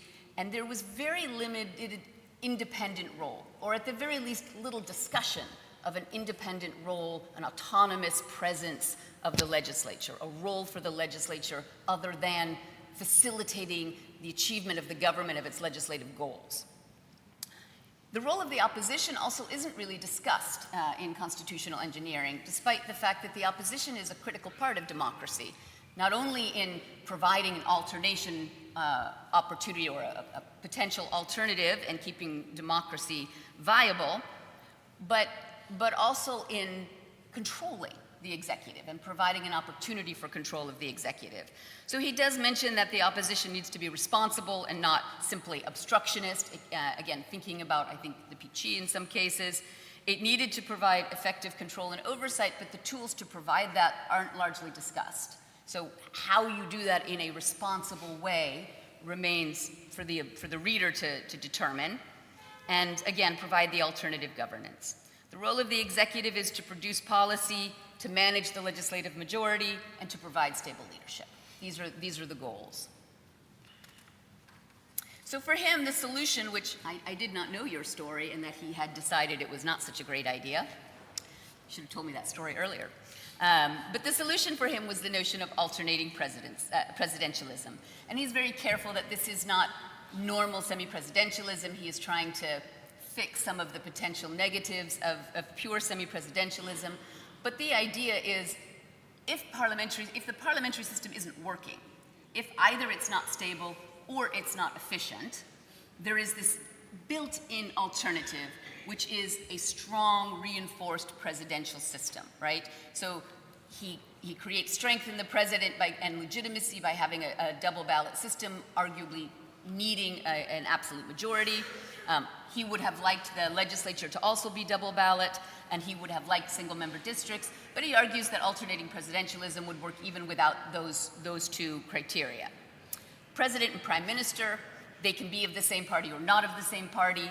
I think he visualized them often not of the same party. So the explicit variable is that this is not a dual executive, but rather an alternating executive. So that it's only when the prime ministerial government isn't working, isn't functioning up to a certain criteria, that we move to the presidential system. The concerns that I have about the character of this system is that the focus on the executive and the focus on creating stability and guaranteeing efficiency ignores the possibility of the abuse of that stability and that efficiency. Environmentally, he emphasizes the double ballot, and he's thinking of France in the 1990s when you had a lovely bimodal system, a coalition of the left, a coalition of the right. But as we see today, once the center was occupied, we have extremism and polarization. So double ballot doesn't really guarantee that you're not going to get occupation of the center. And the type of coalition formation in the second round that was so traditional for France for so long has evaporated, right? So that no longer exists. We have polarization and now a very weak center, which is nonetheless occupied. So you cannot move there. Polarization among the electorate can affect how even presidential systems function, and that's the next slide, but the polarization isn't guaranteed to be blocked by the electoral solutions that he believed would bring that executive stability. The strategic opportunities presented by alternating presidentialism was really my primary concern, because in the system that he described, the president would come to power because there had been a second or a third, depending, vote of no confidence, and his ability to issue executive decrees would be the inverse of his representation in the parliament. So if the president had a party that had 15% in the legislature, then it would take an 85% vote to overturn an executive decree. That is extraordinary, because not only does it create an incentive to govern by executive decree, and there was you had to go through a process, but it also incentivizes the shift from parliamentary to presidential if you are that minority party, right? If you are the party of the president or part of the coalition of the president, you have an absolute incentive to undermine the parliamentary system so that you can shift to a presidential system, okay? Now, he believed that really strong presidentialism would not be a problem because it was delineated. It would be the last year, the last 2 years of this fixed term legislature.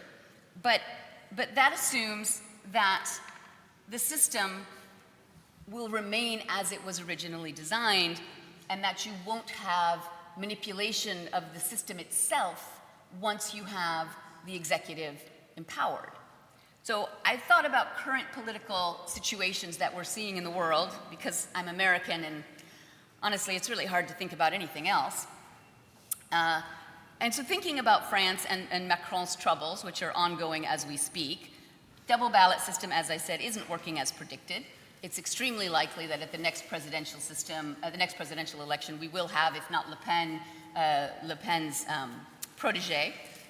And were it an alternating presidential system, they're estimated to have about 36% of the vote now, so they might get that level of representation in the legislature. It would take a strong qualified majority to overturn a decree. And that could potentially over-empower the the executive. Now, you could argue that were the system in place right now, Macron wouldn't have the problems that he has, because his party is very small right now in the legislature, and he would be able to get a budget passed. But it's clear that with a populist or someone from the extreme right, and they're not the same thing, you could have problems in this kind of a system. In the US, which at the time that he was writing still had very undisciplined party, had lots of opportunities for bipartisan coalitions, had, you know, as he argued, was able to be effective because the parties were not structured. Today, we have a very structured party. For the first time, perhaps, in modern history, we have a Republican Party where the leader of the party is actually the leader of the party. And the leader of the party can determine the re-election of the other members of the party. The threat of being primaried is real. The fear among Republican members of the legislature of standing against Trump in any way, shape, or form, and what it will do to their political career, has had an absolutely silencing effect. And with that strong party and an opposition that is not empowered, despite the government shut down because of the ability to have a filibuster and to have a qualified majority vote, you have a system which is increasingly being utilized as, and I really liked the discussion yesterday, as a sultanate and as an increasingly authoritarian and undemocratic use of very strong powers. So I think that is potentially problematic. And then if we looked at Hungary, we have, of course, a system where somebody was democratically elected, lost power, wasn't happy with that, was democratically elected again, and was able to use his democratically elected majority within the legislature to reshape the electoral system, as, by the way, my president is doing now through gerrymandering, but through laws, reshape the electoral system, such that he was able to obtain a constitutional majority within the legislature completely through democratic means, through free and fair elections, but obtain that constitutional majority so that he could then change the Constitution, all through using the tools of democracy. And the result is now the illiberal democracy that we see. So you have a very strong parliamentary system, very stable, with an efficient party structure and an efficient executive, and the outcome is a very efficient illiberal system. So final thoughts. Yep, perfect. Elections, parties, and executives are not enough. And so here I am echoing Ruben again. If you're designing a political system, it's not enough to focus on ensuring a stable and efficient executive. You actually have to ensure a legislature that can provide opposition to that executive, that is empowered, that is able to stand in the way of abuse of that executive power. The legislature matters as well. And thus, when we are redesigning our political systems, we have to also, using all of the tools that Sartori provided for us, think about how we balance powers, not just focusing on stability and efficiency, but balance, and ensuring that there is a constraint on executive efficiency and stability if we want to guarantee democracy as opposed to just efficiency and stability. And I'll end there. Thank you very much.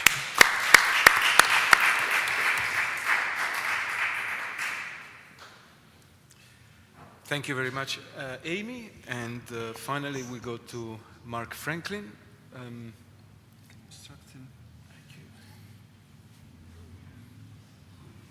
Okay, before I start, I would like to add to the previous two papers that I wish Sartori and his followers had focused a little more on voters. Despite all the accumulating evidence to the contrary, I think V.O. Key, who pointed out, I think it was V.O. Key who pointed out that voters are not fools. They can be induced to vote strategically for a party that can enact its policies and to not vote for parties that are not going to be able to enact their policies. This is critical power of the electorate, that everybody writing constitutions and talking about constitutions seems to totally ignore. I wrote a book with Kees van der Eyck entitled Parties and Elections, or Elections and Parties, or something like that. Elections and Voters, for which this was one of the themes, but we made the mistake of publishing it as a textbook, which of course therefore is not read by political scientists, only by their students, or some of them. Okay, let's move on to the topic of my paper. And with that, we start with, is it this arrow? Oh, what happened? I'm back with yours. There you go, background, whoops. There we go. The earliest study of satisfaction with democracy was by Anderson and Gilroy in 1997, who found that satisfaction with democracy was highest under list proportional systems. Later studies, elaborating the original, couldn't reliably confirm that finding. Ironically, the most stable, predictable, consistent predictor of satisfaction was the state of the economy.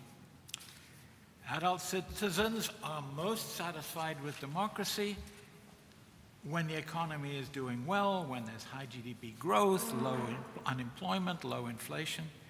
Oh my God, what a depressing finding.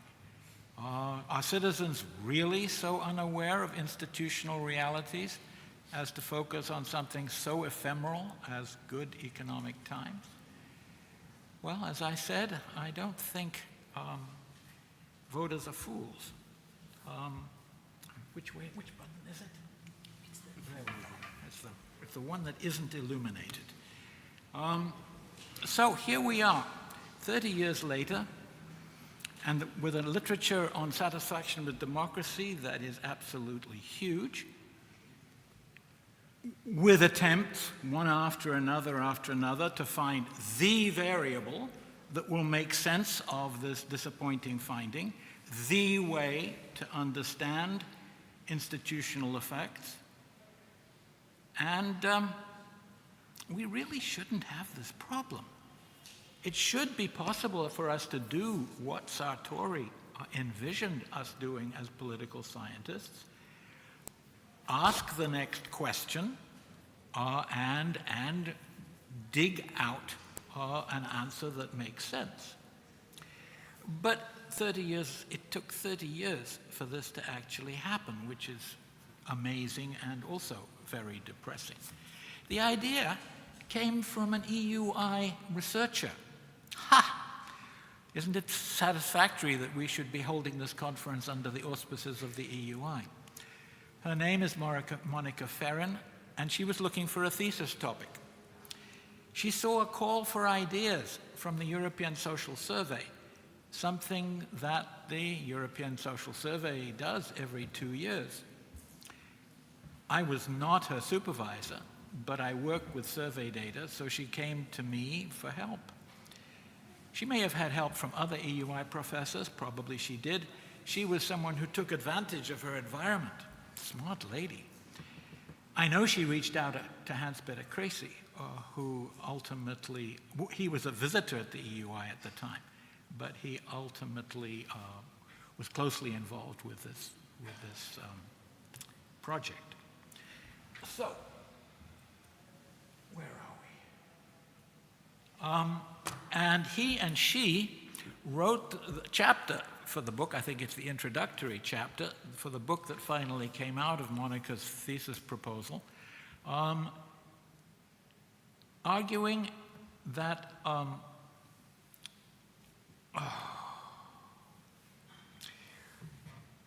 that what people want from elections is that they should have a particular character. But people don't agree on what that character is. Some people want or would be satisfied with what we call descriptive democracy, where a legislature looks like the citizens that elected, either in terms of demographic characteristics or policy preferences. And some people want a democracy that will be moved by public opinion, that will change the policies of the government in line with public opinion, and so as to reflect changing preferences. This is not descriptive representation, this is responsive representation. And there's a lot of contemporary literature about responsive policy making, begun by an ex-colleague of mine, now an ex-colleague of one of the members of this audience, Christopher Valesian.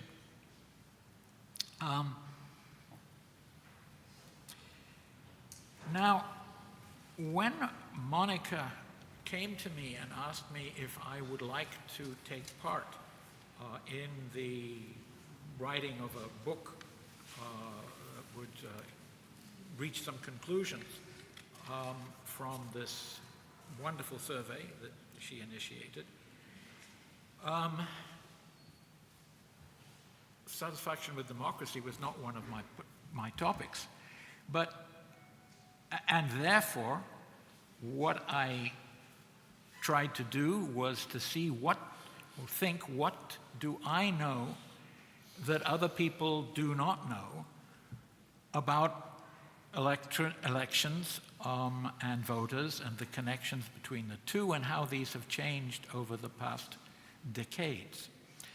And I reached back to a book that I had published in 1992, 20 years previously, called Electoral Change.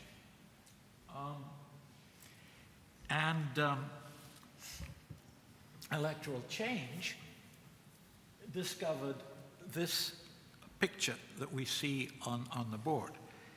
A picture that made a lot of sense at the time and created a lot of controversy and a lot of comment, but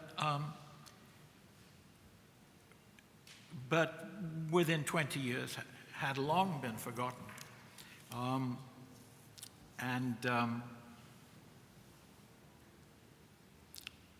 And so I figured that I would have an advantage if I tried to see whether this transformation that we discovered in 1992 of frozen party systems into party systems that had some ability to change over time and reflect voter preferences, how this transformation might have affected satisfaction with democracy.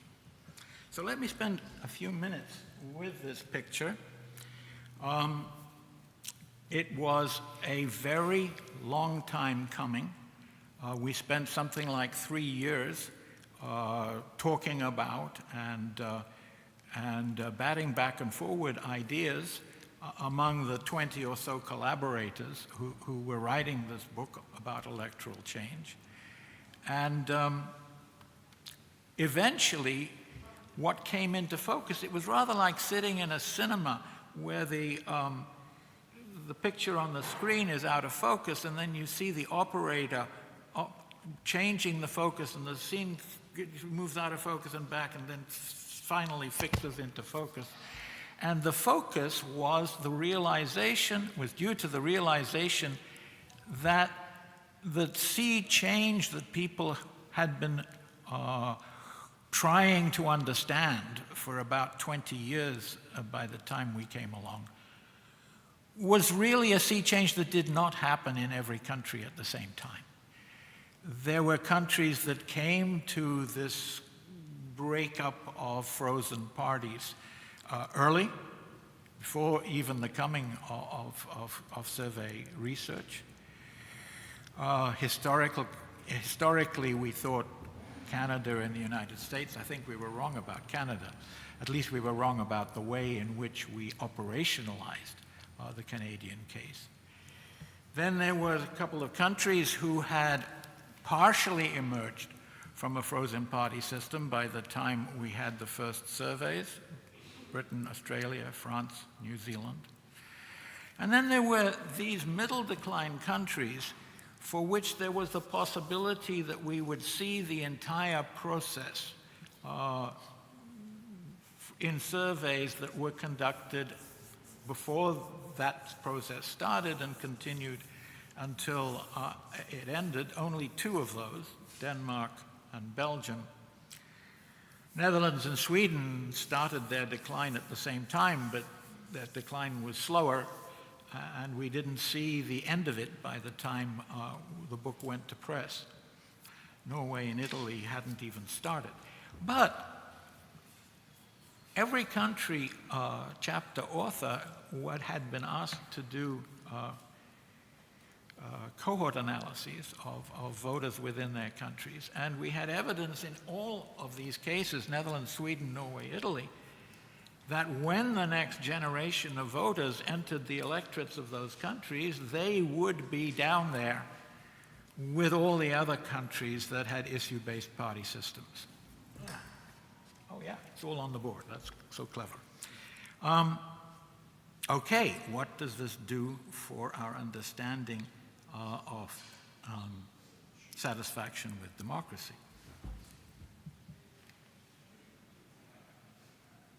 Okay, this is really awkward, having two displays to control. Bloody hell. Come on, you.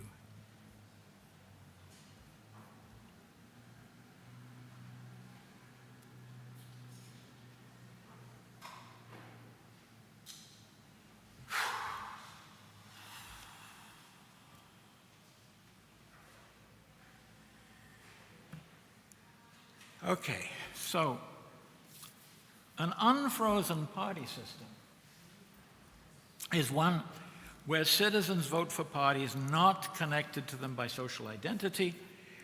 Almost by definition, this means that they are appealing to voters on the basis of issues. And Dalton called this a new politics of issue voting. There's also a logical necessity that there be elections with some degree of competitiveness. Otherwise, we wouldn't have seen the unfreezing. And indeed, we didn't see the unfreezing of party systems in anything else than survey data for some countries until quite a long time after it would have been possible for people to vote for a party other than one of the long-established ones. But such a party simply didn't come along. So let's move on to, oh, come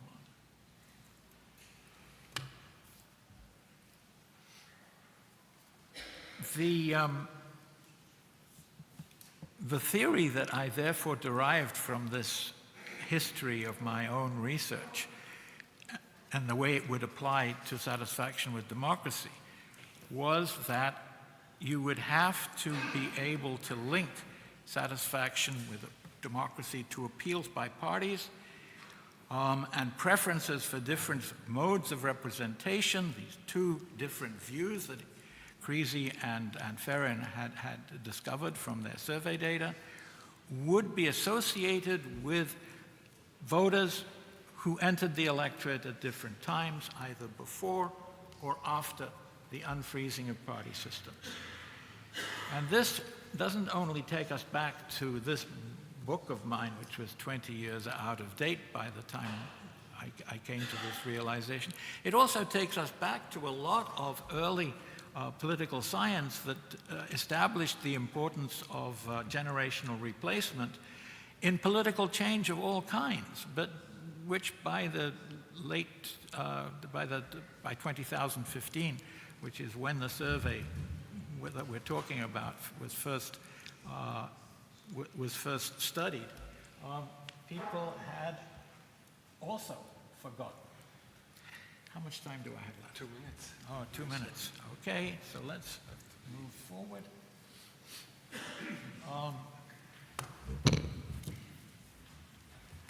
Here we see a lot. There's no pointer on this thing, is there? Let me get up and use my finger. But we can't, I don't think the audience can hear you if you don't have a mic. Okay. There is a pointer. There is a pointer? Yes. Let's see. A red button, I believe. Let's see. This red button. Okay, thank you. Two things about this, finding. Firstly, all of these variables here, which have to do either with the institutions or with what I call quasi-institutions, which I really think I should have used a word like second-order institutions or derivative institutions, things like competition and clarity of choices. When you do not include these variables, you get the very strong effects of the economy that had been established in all previous research. But these institutions explain a lot more variance than is explained by the economy.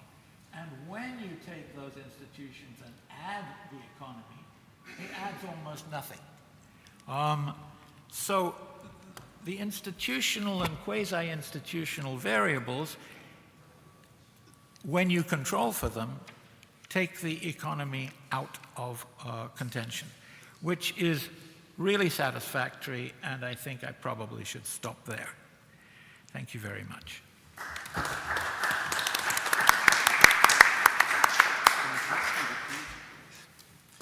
Thank you very much, Mark.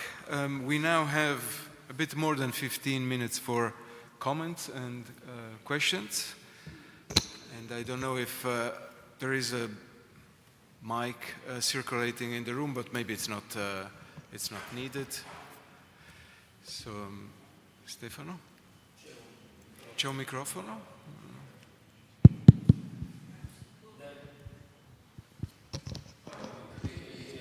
Sta arrivando. Sta arrivando. No, sta arrivando là. On the alternative presidentialism, Sartori finally abandoned the task of convincing people that that was a good solution.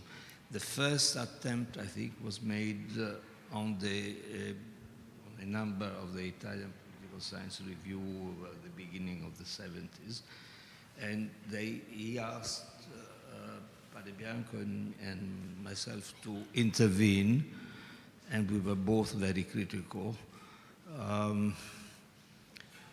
Slowly, you described very well the process. He abandoned the idea. Then this was just an historical comment. I mean, I think it doesn't work anymore, that idea. I haven't heard any one of you, when you were speaking of a liberal reforms introduced by parliamentary votes. There is obviously a need for constitutional courts to limit this possible course of events. Parliaments can vote in liberal reforms. Majorities can vote in liberal reforms. We strongly need independent judiciaries and independent constitutional courts if we want to defend parliamentary democracy. I would like to know whether you share this feeling or not. The final point, polarization. We all consider it, I think we all consider it a disease of a parliamentary system, of a democracy, of a liberal democracy. Can we say that polarization is best fought or controlled by proportional representation as a system of voting? I ask Daniela and all of you on this point. And finally, fragmentation.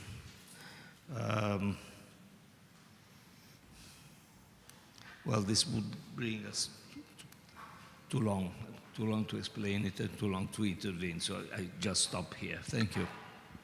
Okay, thank you very much. We can collect more questions, comments. Luca? That's also very general, and I don't want to make it long.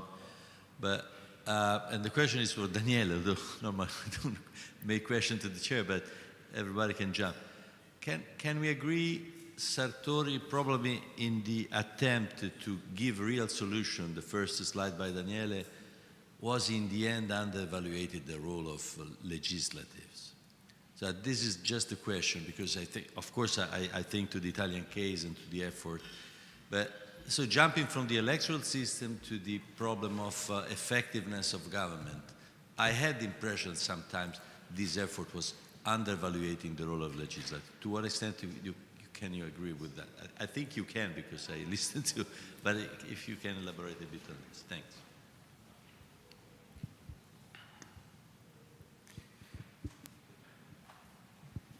More comments or questions? I don't see anyone, so maybe we can react. Ruben, would you like to go first? I'll take it in the opposite order. Luca, yes, of course. We agree. When you write a book on comparative constitutional engineering and you focus part 1 on electoral systems and part 2 on regime types and then part 3 on how to strengthen the executive, then there's definitely something missing there. And as we heard from Professor Passarelli, I think he took a step back. Sigli, I'm sorry, he took a step back. Maybe if he would have written another version, there would be a part of the book on the legislature. Professor Prasiglia, about constitutional courts, I am very biased here, so I cannot give you a comprehensive answer. The current government in my country, before it undertook a catastrophic war that hopefully is ending, tried to undermine the judicial system. And for 10 months, we had the largest and most prolonged social protests in the history of any democratic country, and we stopped them.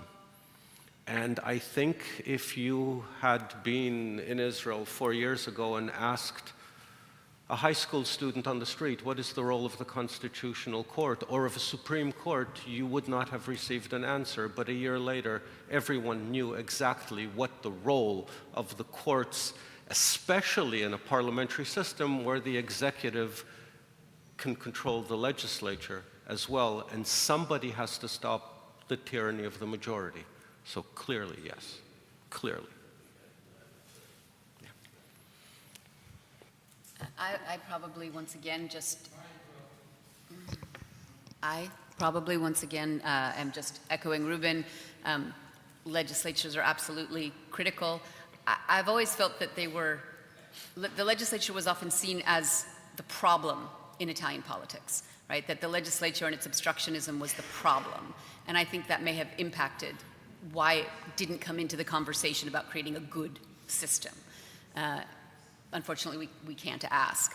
In terms of courts, I mean, I come from a country that used to be lauded as having one of the most independent and influential high courts in the world, and the court has become a puppet.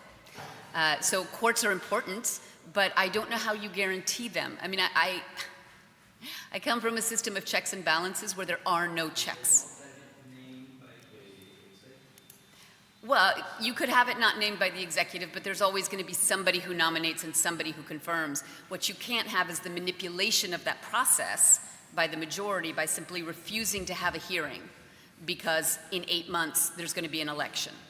It's not so much the nomination as the confirmation process in the US, which has been very much manipulated because how you do that process was simply by norms and by practice and through a mechanism that could be thwarted and manipulated in our case.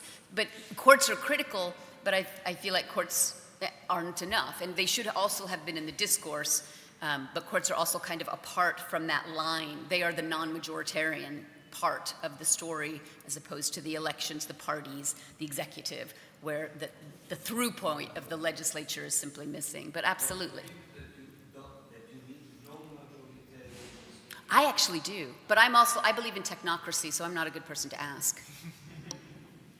But maybe we need to talk about strengthening legislatures. Strengthening minorities in legislatures. I think Simona has a question. Yes, Simona. Where is the mic? Disappeared.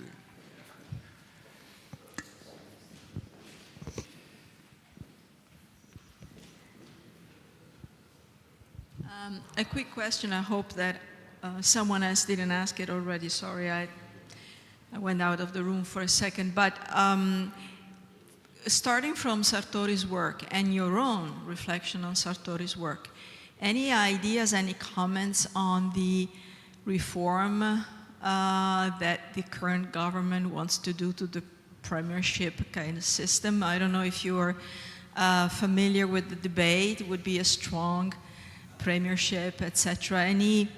What would Sartori say about this, if you could impersonate him somehow? Maybe Alessandro. No, okay.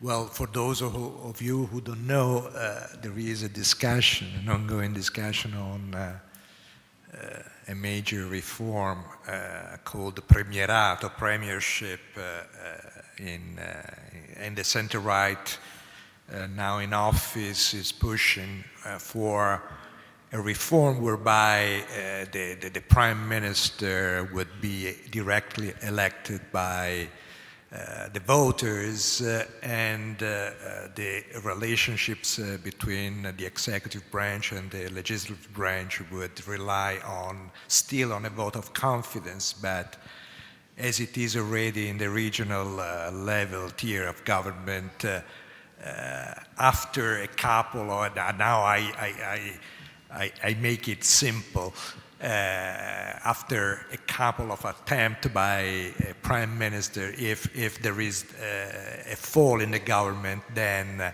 the parliament would be dissolved after a couple of governments, to be true. I don't think that Sartori would support this type of reform. He extensively wrote about premiership, highlighting the limits of this form of government. By far, he preferred semi-presidentialism, even though he took some consideration on premiership as well, as Reuven reminded us before. I would like, however, to take advantage of the fact that now I'm speaking because I want to react on both alternating presidentialism and the relationships between electoral systems and polarization. As for alternating presidentialism, I think that one of the major problems is that the same person who is elected as the president has to play first a role of an umpire, of a neutral political figure, and then should a number of crises of government happen, become a partisan political actor, an executive leader. So how can a neutral figure be really neutral if under certain circumstances can become a partisan executive leader? And at the same time, how can an election, a presidential election, be held with someone who has to run based on a political platform, but then start as an independent, neutral political figure? There are some contradictions within the alternating presidentialism, which explains why later on Sartori abandoned his idea on this. Proportional representation and polarization. Well, if we look at the party systems that were polarized, for instance, when Sartori were studying them, all of them had proportional representation. And there are research studies that have highlighted how proportional representation tend to foster, strengthen niche parties, that find a room within the political spectrum that is an extremist, prizing somehow extremist positions. However, if we look at political and party systems nowadays, we can find polarization both in countries characterized by proportional representation and majoritarian electoral systems. France with a majority electoral system, the United States with a first past the post system. So basically I would say that there is no strong relationship between the two variables, and polarization may take place in both environments characterized either by proportional or majoritarian electoral systems. Thank you. Anyone else? Could I say something? Of course, yes. The example that you gave a few minutes ago of the Israelis taking to the streets to defend their democracy against the Supreme Court is very likely the only thing that will save American democracy as well. And this comes back to my point. I do wish constitutionalists would pay some attention to the importance of voters. You know, it appears to be voters who introduced democracy to the countries of Eastern Europe. It's voters who saved Israel from a dictatorship, and it may yet be the voters, they are our last point of recourse, who may save the democracy in America. Wouldn't that be ironic?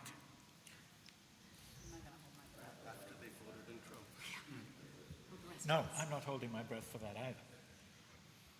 Okay, thank you very much. I think we can close here the session. Thank you very much again to the 4 panelists.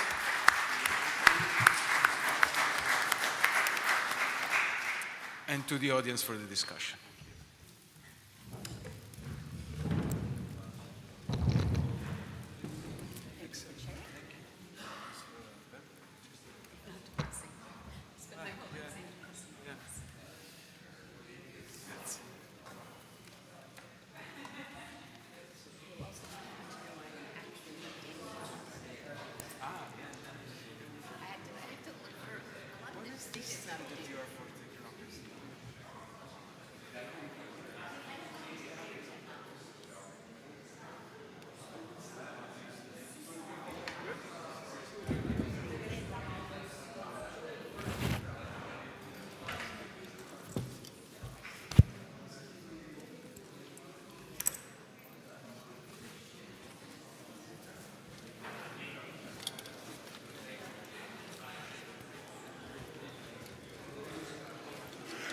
Thank you.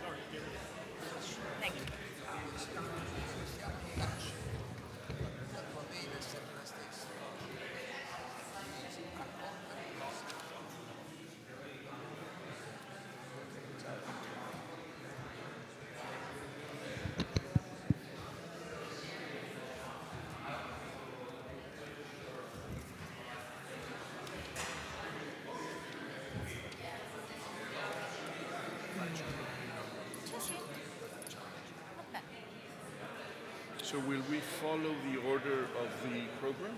I think that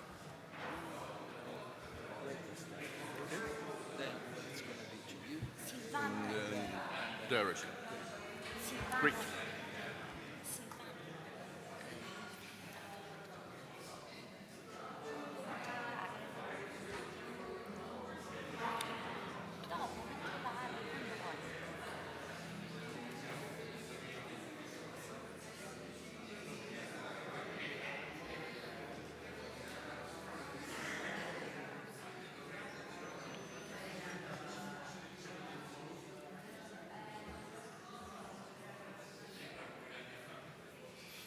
What a setting. It's fantastic. It's absolutely Yeah, also splendid. yesterday the location Yeah. was, yeah.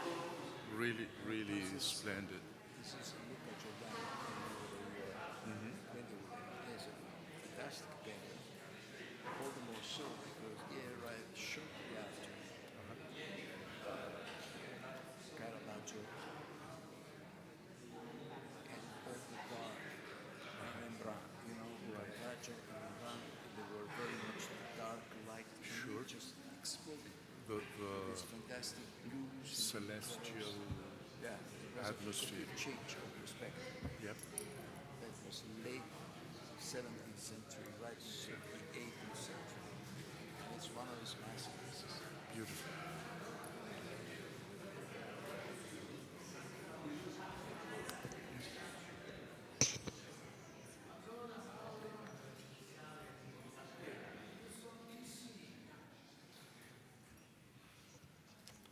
So, ladies and gentlemen, I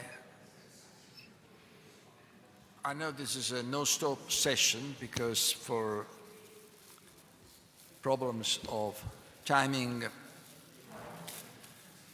we'll try our best to finish maybe even a little bit earlier. Let's see what happens.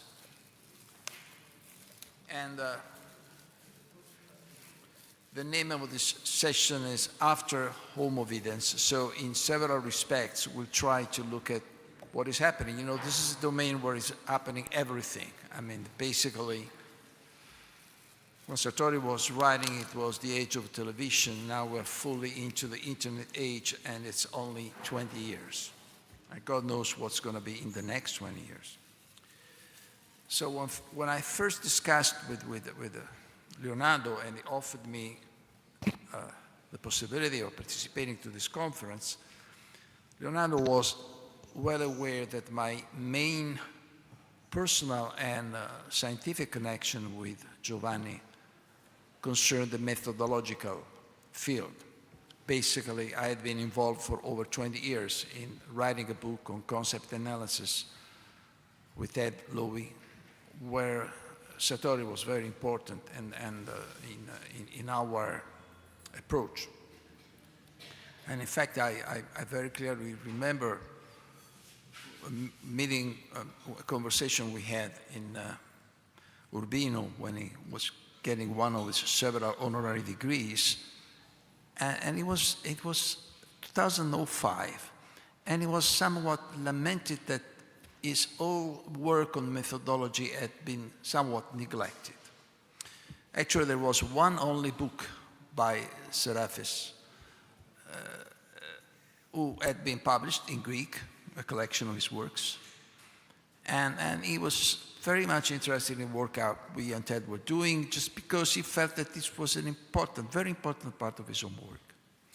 And then suddenly the whole thing came to like an explosion. I mean, thanks mainly to the work of Collier and the APSA Committee on Qualitative Methodology, Sartori, it was very late acknowledgement somehow, but his work became, there was a Sartori Award for this committee, and there was a book by David Collier, which collected his major essays, and it was then translated in Italian. So methodology has been acknowledged the important role that it's always had in Giovanni Sartori's career. But at the same time, when we're talking with Leonardo was also very much curious about the work I'd been doing after I was finished with hyperpolitics, moving basically to digital politics.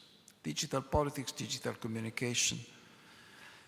And I do like very much to remember one aspect of Leonardo which was really unique was his curiosity, intellectual curiosity. I think it was part of his role. It's been a prominent role. Maybe the major role for him was what he did with a doctoral degree. And I mean, he was really always so much curious about what his students could be doing, and so versatile in following different patterns, different traits. So in the end, we decided, yeah, why not? After all, I love this little book, and I thought I would very much like to see what's been after Homo videns. And indeed, the title of my presentation, I'll try to cut it short so that we may have more time. Let me simply get started. Here. Okay. Is from Homo videns to Machina sapiens. And indeed, you see, in Sartori's vast scientific production, Homo videns occupies an isolated spot. Sartori's four main research fields, democratic theory, party systems, concept analysis, and constitutional engineering, have spanned through much of his lifetime and gained vast international reputation. The analysis of the impact on television on the very intellectual nature of the Homo sapiens is a late, if precious, fruit of his mind, which raised a very lively mix of enthusiasm and controversies. The book deals with two epistemological and analytical focuses, language and politics. In my presentation, I shall leave aside Sartori's treatment of video politics, the influence of television on political communication, which is the topic of the other three presentations in this session. And I will briefly discuss the linguistic core argument, which gives the title of the book. By substituting writing and reading with seeing, television becomes, in Sartori's own words, an anthropogenetic tool, a medium which generates a new anthropos, a new type of a human being. This new anthropos, Homo videns, is mainly conceived by Sartori in the negative perspective of a gradual loss of the intellectual qualities which are specific of Homo sapiens. My point is that Sartori was quite right in stressing the sea change from Homo sapiens to Homo videns. And yet, by limiting his discourse to the role of television, he was missing the much larger and encompassing changes that are taking place in the visual dimension of the electronic age. Needless to say, his book represents a great stimulus to give a closer look to these changes. So let's move straight into the language of vision. The title of the book is one of the best examples of Sartori's extraordinary capacity to encapsulate a new concept in just two words, Homo videns. Seeing, according to Sartori, constitutes a different relationship with reality. With substituting the image of the word to the written explanation, the television, Sartori words, produces a metamorphosis which impacts on the very nature of Homo sapiens.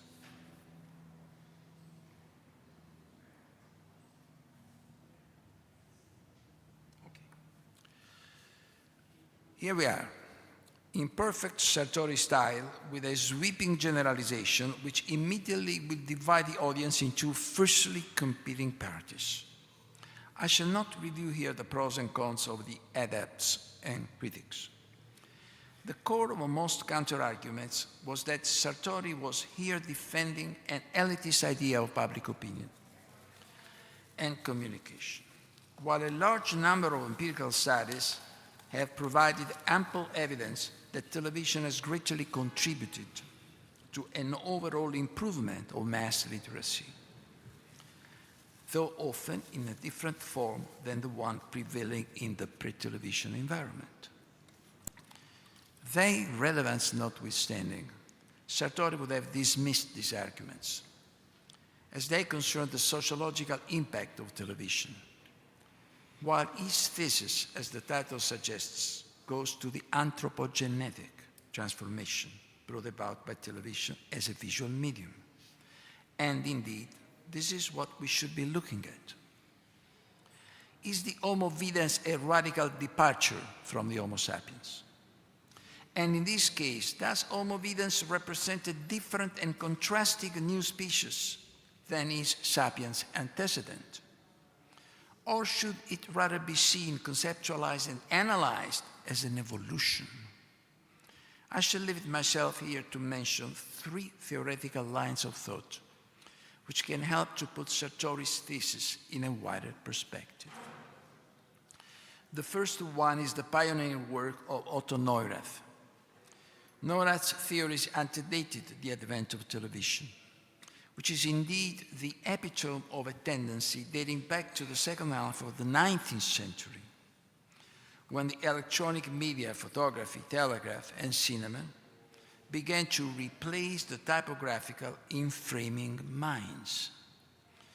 Neurath shared many of Sartori's preoccupations about the changes that visual electronics were bringing into the modern world, changes that he described as the advent of the age of the eye. Yet, his relentless scientific and institutional activity was dedicated to develop instruments which could turn the new visual dimension into a tool for mass progress, reflecting Neurath's utopian vision of fostering a more informed society through easily understandable images. The second line of thought refers to the work of Rudolf Arnheim in his path-breaking book, Visual Thinking.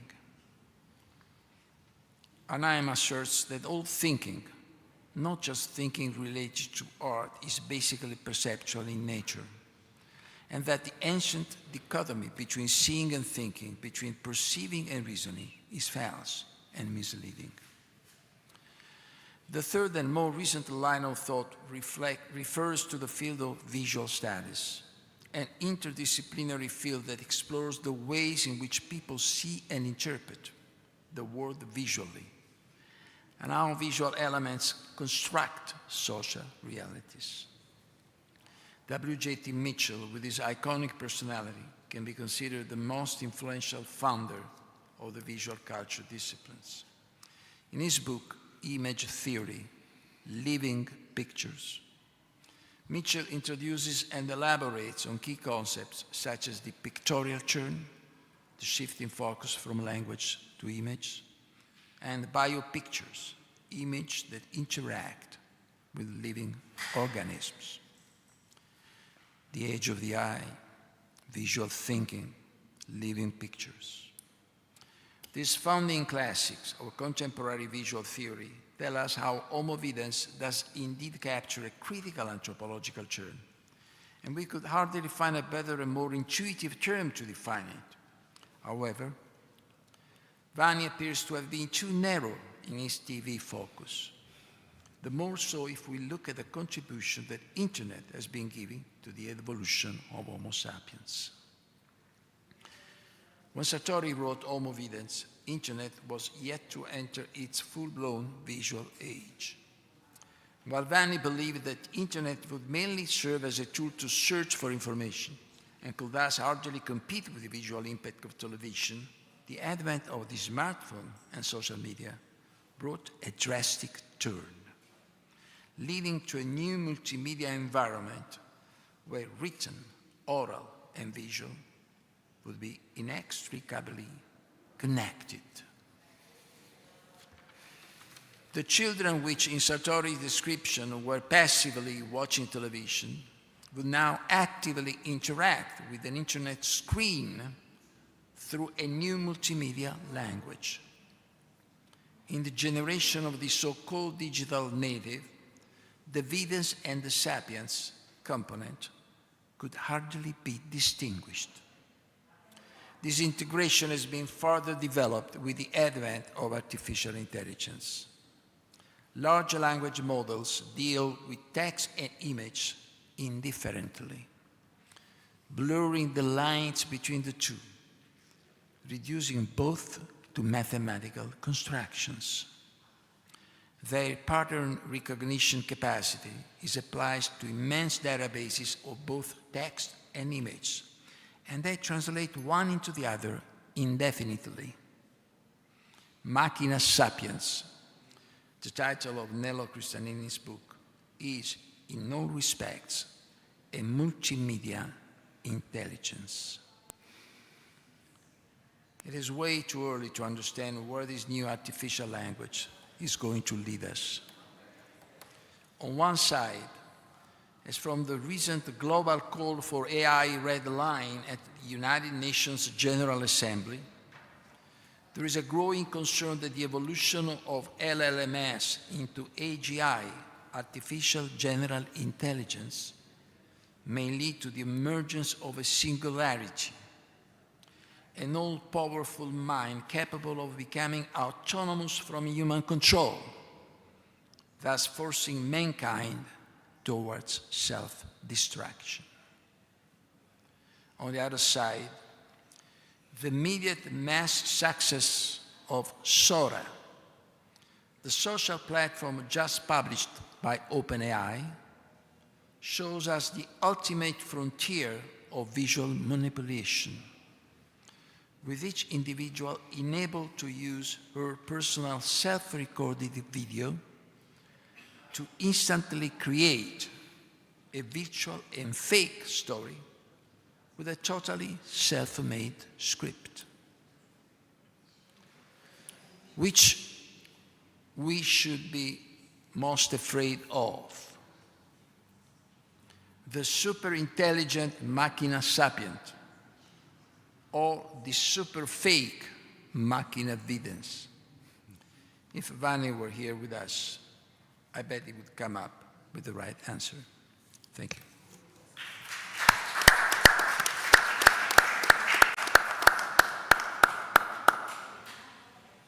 So, at this point, we can move on with our other panelists. And let me just briefly present them to you all.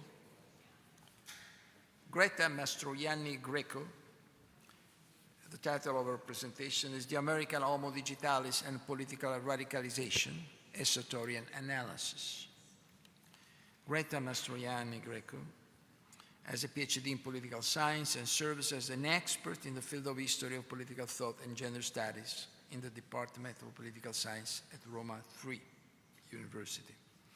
She's an associate member of the Italian Association of the History of Political Thought.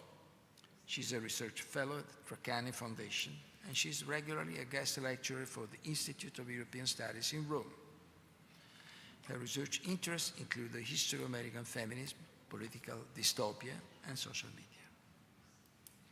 Jesus Silvia Herzog Marquez will present a discourse from Homo Videns to Princeps Visibilis. Jesus is a professor at the Escuela de Gobierno y Transformación Pública, Tecnológico de Monterrey, Mexico, specializing in political philosophy, comparative politics, and political idea. The authors of several publications, among which The Idiocy of Perfection, Walking and Seeing, The House of Contradiction. He studied with Giovanni Sartori at Columbia. Derek Decker-Coe will present a paper. The title is Carrying Sartori's Vision to the Present. Derek has worked with Marshall McLuhan for over 10 years as translator, assistant, and co-author. He has been the director of the McLuhan Program in Culture and Technology at the University of Toronto from 1993 until 2008, and a professor at several Italian and French universities, among others, the University of Naples, Federico II. He's the author of several books, among which Brain Frames, The Skin of Culture, and last but not least, The Quantic Man, just published by Feltrinelli, Mind, Society, and Democracy. So, I give the floor to Greta.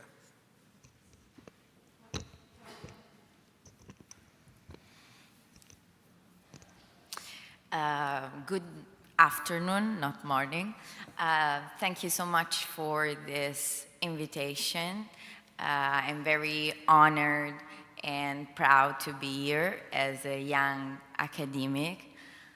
And I would like also to say something about the spoiler alert Professor Calise said as a trigger warning. I'm an outsider in the sense that my field is history of political thought. So I'm very beyond Sartori from this point of view. But Sartori, this is the demonstration maybe that Sartori could be studied by, I don't know, anyone, every field, and it could be very, very interesting. Today, briefly, I would like to share some conclusions of my research about Sartori. My goal is very, very simple. I used, and I will use today in this speech, Giovanni Sartori's categories, let's say concepts, terminology, and theories to better understand the current American political radicalization online, both online and offline. So I will use also homovidence. And I repeat, I know that yesterday we said a lot that we are beyond, in the sense, Sartori. I use the perspective of Sartori to look to our present, let's say. So, according to Sartori, the American political culture and mentality are pragmatic. Pragmatism is based on flexibility, adaptability, and compromise. The US system, so we're talking about presidentialism and also the two-party system, favors governability, this for Sartori. It balances the centrifugal and localist drives, because for Sartori, the major risks of paralysis are due to divided government, and the problem, this problem is for him since the Eisenhower administration, and at the same time there's the problem linked to localism for the Congress. Sartori also said the American system works only because Americans want it to work.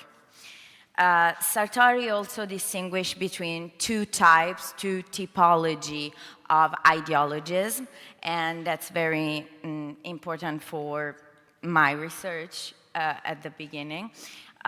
So we have structural ideologies and functional ideologies. When we're looking to structural ideologies, according to Sartori, we have to call it polarization. So we're talking about ideological distance. At the same time, on the other side, we have functional ideologies, and that's not the ideological distance, but that's the ideological intensity or ideological passion, and at the same time we can call it the high political temperature. And so that's radicalization for Sartori. And in the two-party system, in the American two-party system, for Sartori, the ideological distance is usually short. Maybe in some period it can be more big, but usually is very short for this structural reason for Sartori. And party competition is centripetal. Sartori warned us, do not confuse ideology with hot politics, and at the same time, do not confuse pragmatism with cold politics. Now let's look at history, because, I'm a historian. So radicalization, according to Sartori in the US, is not a new phenomenon. Obviously, Sartori talked about his period, but if we think about it, we had this kind of high political temperature, high and down, since the beginning of the US.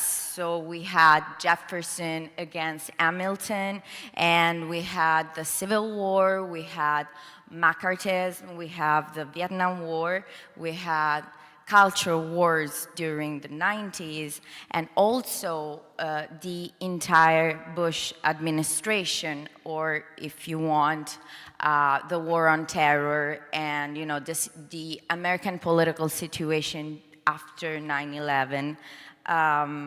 And last but not least, obviously, the so-called Trump era since the presidential campaign of 2016. So radicalization, if we look at history, Sartori is right, comes in cycles.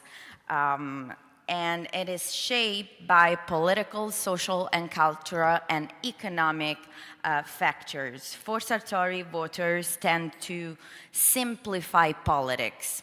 They put the burden of rationality on governing elites. Also, this is terminology from Sartori. So when this kind of governing elites decide to fan the flames, and I'm quoting Sartori, fan the flames over the political radicalization, it inevitably rises even more. And that's obviously the case we are seeing. Sartori also studied the media revolution. He spoke of video democracy and also video politics as direct results of the media revolution.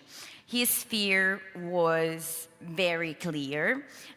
Voters guided by video leaders who embody message without conveying one, simply. The digital revolution is very different. It is interactive, fast, flexible, and at the same time, Sartori said something about the digital age. And, I cannot quote, but knowing Sartori also, you can imagine Sartori said something like, I'm not stupid, I know that we are at the beginning of the digital age, and I'm also thinking that all the theories about homo videns will last forever, also with the Homo digitalis, but we're seeing in a moment. So the digital age has brought infodemics, hyperconnectivity, and also algorithms.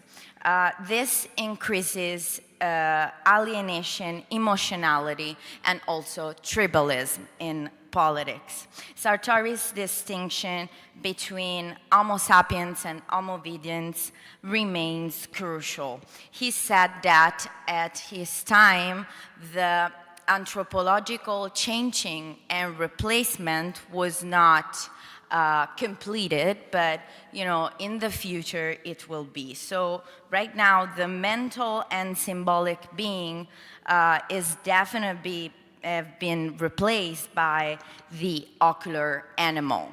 So from Homo sapiens to Homo videns. The centrality of image limits, also right now, abstraction and critical thought, and its sphere is right now our reality. And I'm using his terminology. Video seeing was replaced by video living. Video child was replaced by the digiborn. This was his prediction. The political control of images known as video power in Sartori's work is still fundamental. Sartori also predicted the so-called Homo digitalis, a human dominated by the technology humans created, but at the same time remaining Homo videns. He saw a cultural shift from logos to pathos, from rational reason to emotion in politics.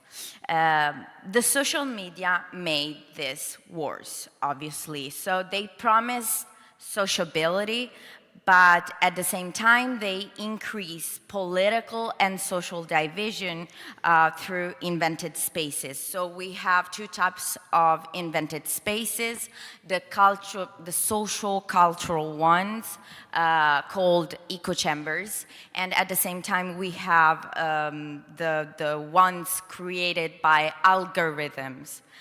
Called filter bubbles. So we have echo chambers group people by identity and values, and filter bubbles close users in epistemic bubbles. So both of them, the problem is that both of them are reducing our capability to be open to dialogue in politics. Also, non-algorithmic processes matter. So we have gamification that is linked to Homo ludens of John Huizinga. So this is when we have the application of scores, rankings, something like that, rewards to online interactions to gain social status online, obviously, through likes, followers, and shares. And, you know, this is kind of shocking. We have also the socialization of political judgment. Hannah Arendt would be very proud. So political opinions right now are shaped online by social approval.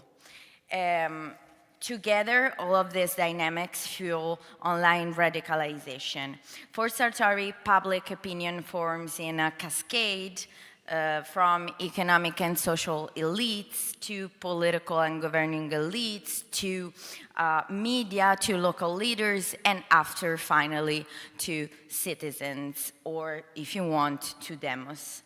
And this is the result for Sartori, of the interaction between information flaws and at the same time partisan identification with references group.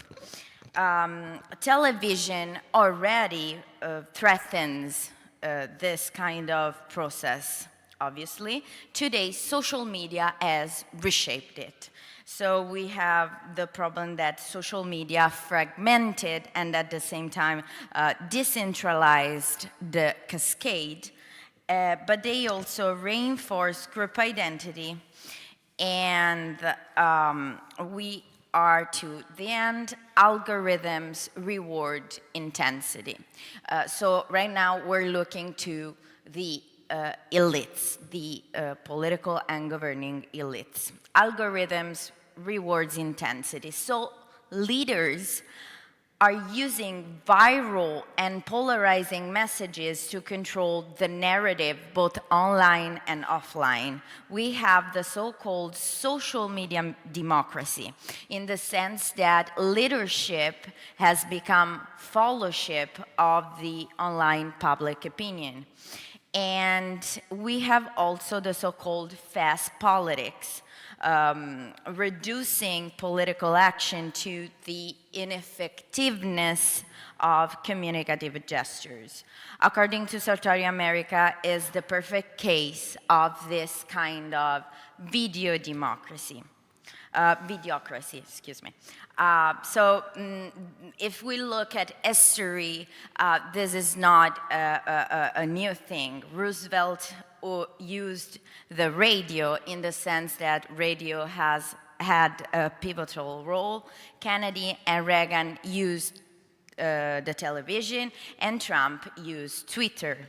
At the same time, the Bush administration was already beyond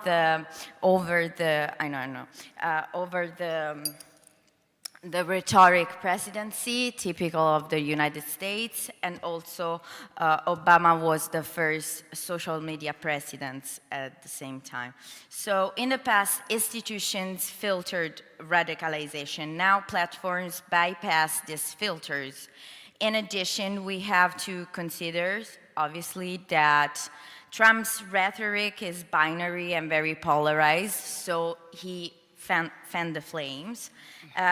He imported the logics and codes of online interaction into presidential communication.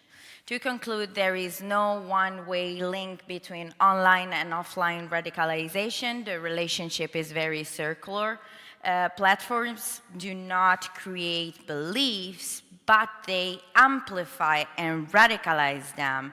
Online radicalization influences media and institutions right now, but deeper processes prepare the ground. Demopathy, the decline of compromise, the erosion of representativity, the erosion also of and fragmentation of epistemic authority, and the shift predicted by Sartori from Homo sapiens to Homo videns. The spiral of American political radicalization, both online and offline, demands vigilance and also critical reflections. So, as Sartori warned us, optimism without foundations is poor strategy. Thank you for the attention.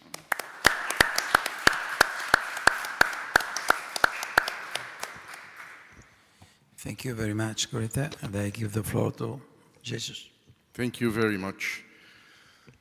Well, it's a great honor for me to be participating in this celebration of the work and the ideas of Giovanni Sartori. And as we have this conversation in this splendid room, I think we are reminded of the things that are the sources of our admiration for Giovanni Sartori's spirit. I first of all understand the architectural equilibrium of his ideas. Giovanni Sartori was always trying to identify sound structures that were opposing themselves and reinforcing themselves.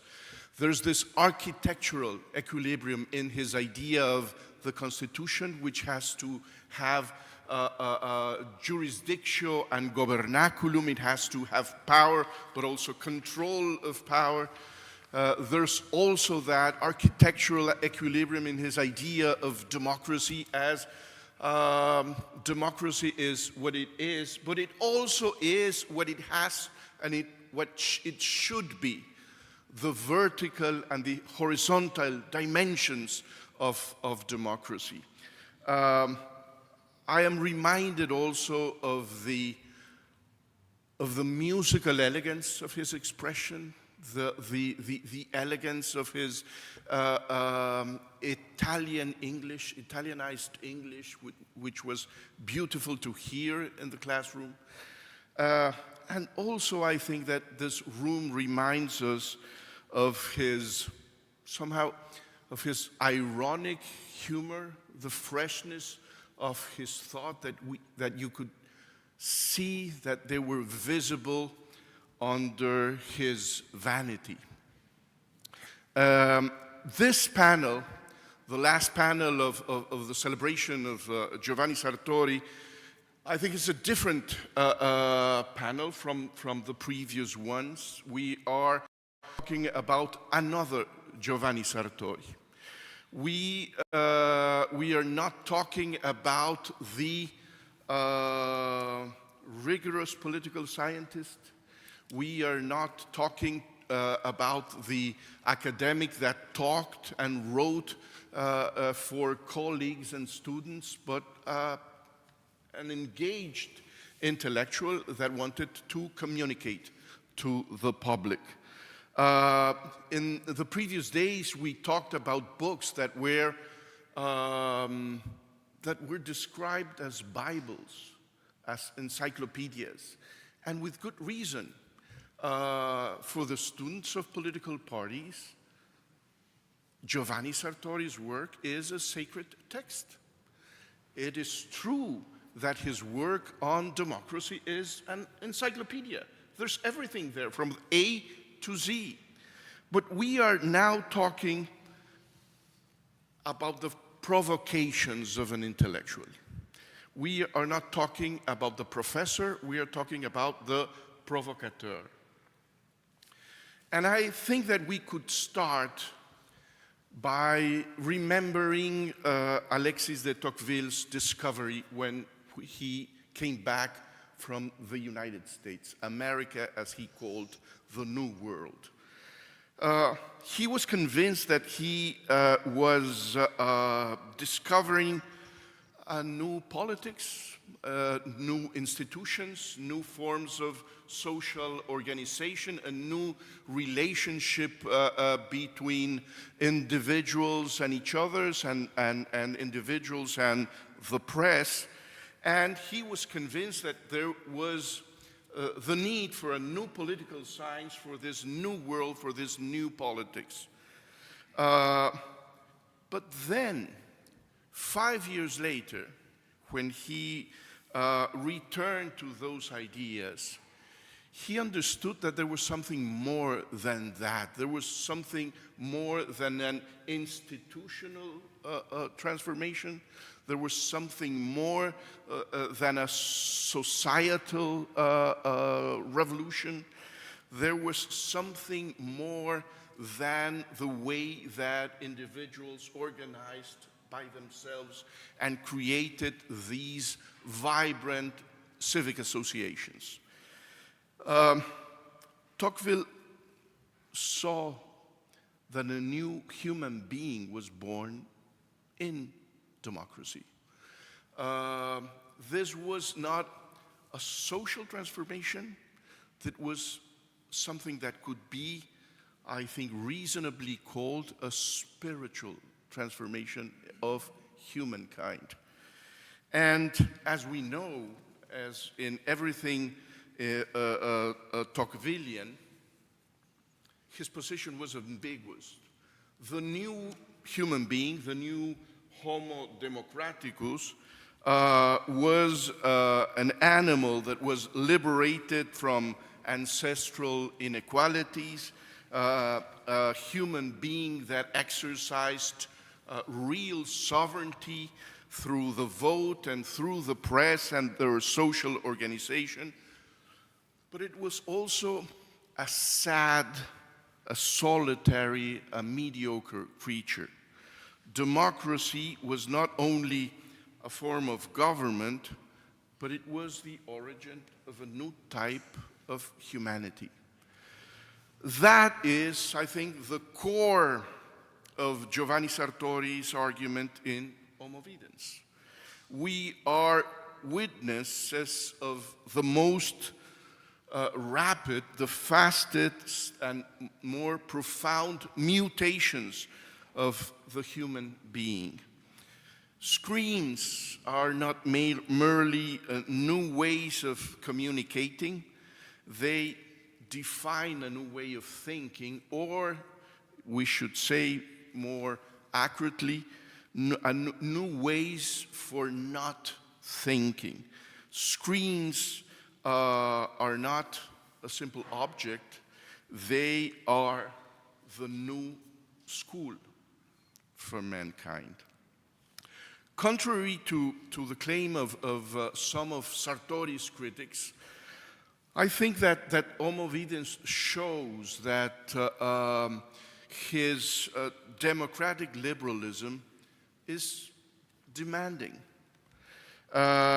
His command of the classics, his respect for concept, his strong hatred of demagoguery allowed him to detect the greatest threats facing contemporary democracy.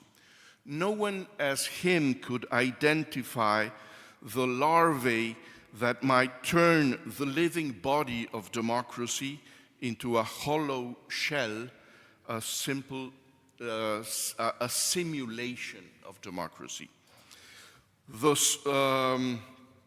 screen puts us to sleep, obstructs our understanding, and torpedoes social coexistence.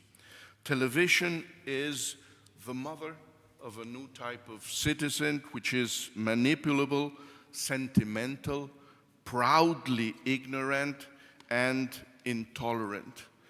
A tearful and furious citizen.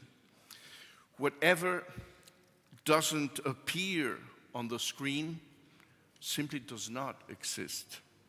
If the camera is unable to portray the ideas of legitimacy, the ideas of justice, the idea of freedom, they simply do not exist.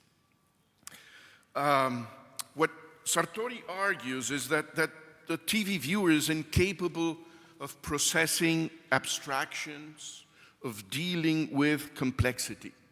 His reason is not only reactive and binary, as Greta told us before, it is intense. Democratic coexistence loses then its footing when listening to another point of view becomes a waste of time. What he knows without doubt, without reservation. Whatever he sees is enough for him. Something I think should be said about the tone in which this book is written. Because the professor has learned from the journalist. He is not addressing his students. He is not trying to address his fellow colleagues. He's not trying to write in the American Political Science Review. He writes for the public. In the pages of this book, we do not hear the teacher explaining, but the intellectual sounding the alarm. He is sounding the alarm of a terrible catastrophe. This is not an addition to the treatises on democracy, on parties, but because this book belongs to a radically different intellectual and literary tradition. This is a pamphlet. And I say that with the greatest respect for the genre of the political pamphlet, because it's a brief, a cutting work that seeks to provoke a reaction in the reader, that tries to warn of a terrible danger. Is it an exaggeration? Of course it's an exaggeration. This catastrophe of this death of humankind, of course it is. But alarms are not meant to sound with moderation. If an alarm bell does not hurt the ear, it is useless. The Florentine of Central Park, Giovanni Sartori, argued that that TV screen canceled deliberation, that turned everything to entertainment. The thinking animal, the animal that reflects, debates, and remains open to new ideas, is dying. In its place, within our own bodies, a new mammal is born, a primate incapable of processing abstractions. Tocqueville's nightmare, the nightmare that he talked about when he was imagining the new ways of democratic despotism, Tocqueville's nightmare had found its technology, a toy that spares us the tedium of thinking by ourselves. 10 years were still to pass before the launch of the iPhone. Sartori, of course, was thinking of that type of screen, a screen that presided over the family living room, the device that came to life when one arrived home and could be controlled from afar. He also considered the impact of the computer, but he could not imagine the screen that would become the glove that wakes us up, that steals our sleep, the instrument that accompanies our every step, that entertains us, that informs us, that connects us everywhere and at all times. Sartori's screen was a piece of glass separated from our bodies. Today's screens have become membranes that wrap our bodies, lenses that magnify or diminish what we see, capsules that traps us within our own prejudice. If Sartori was alarmed nearly 30 years ago by the nanny that raised children, he would be horrified today by the neurological catastrophe provoked by the devices with which we nurse our babies. Tablets have become the pacifiers that soothe children from their earliest infancy. Oliver Sacks warned of this danger in one of his last essays. In our eagerness to silence the cries of children, of little children, we are causing, that his expression, a neurological disaster. The political catastrophe that these ubiquitous devices may cause is equally grave. Sartori foresaw it when he warned of the impact of screens on democratic life, the collapse of abstract thought, the closing of the mind, the ruining of our understanding, emotional overload, intolerance.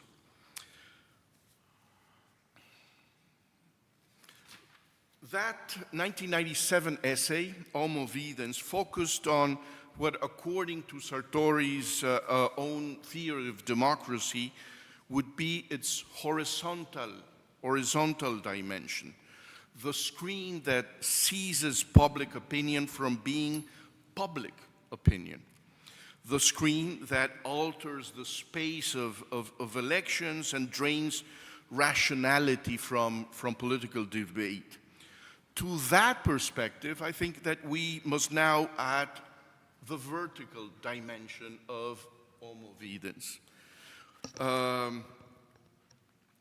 Homo Videns creates its own prince. The screen is not merely the vehicle by which power is attained, it is also the fundamental instrument through which power is exercised. The screen held in the hand or glowing in the family room is no longer a simple, innocent medium from communicating government action. It has become the principal recipient of that action. What sort of prince does Homo Videns bring forth?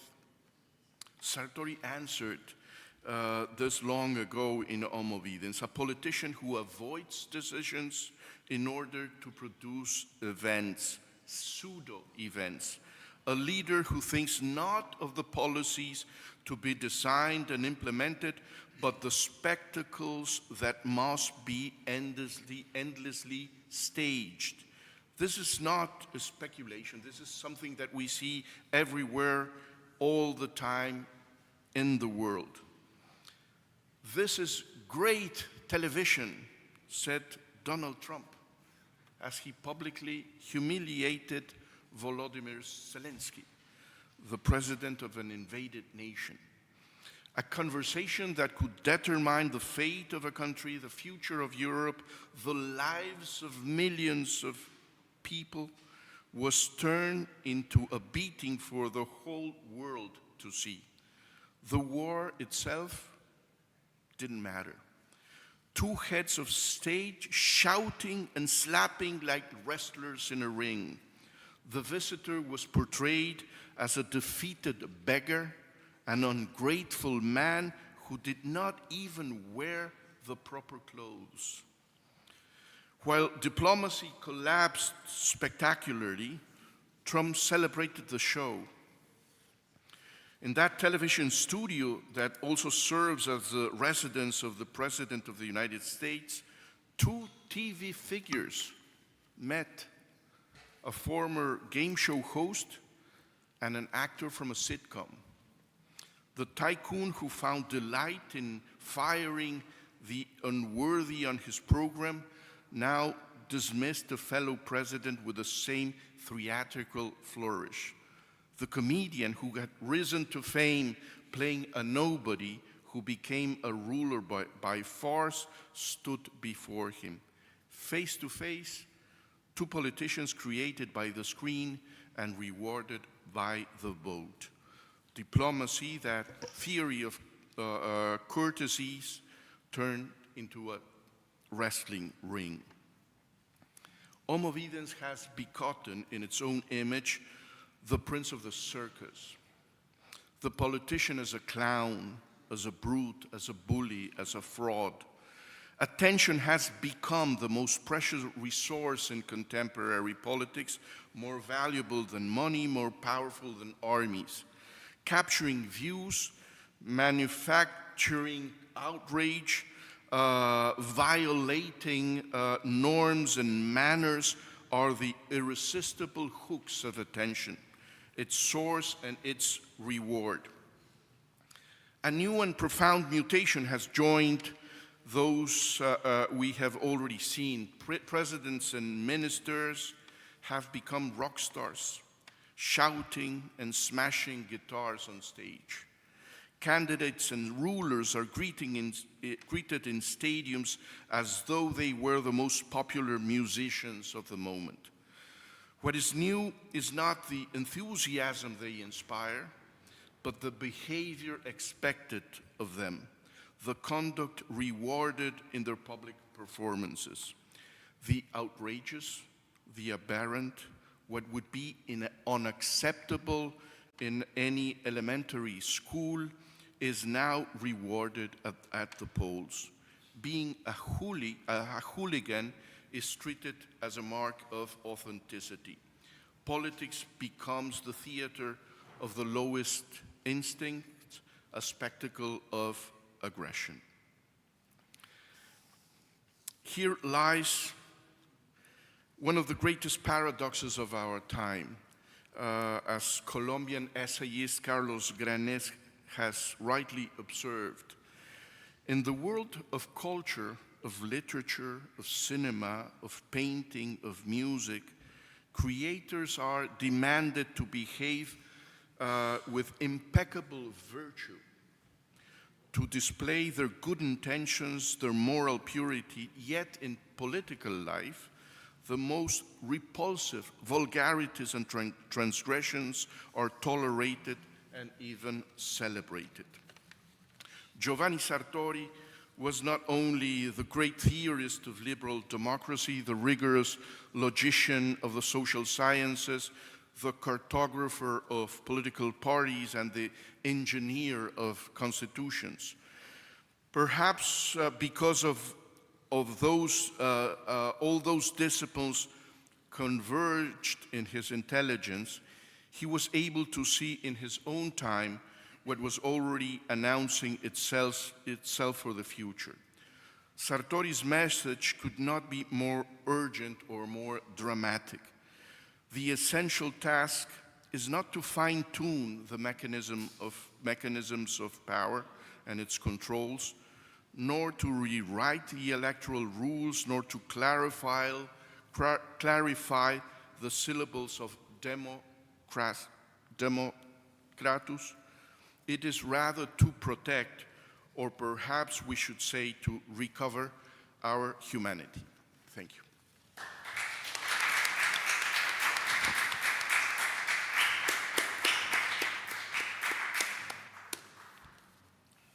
So now the word is to Derek de Kerkhoff with a special prayer to stay within the 20 minutes, otherwise we're going to cut the debate short.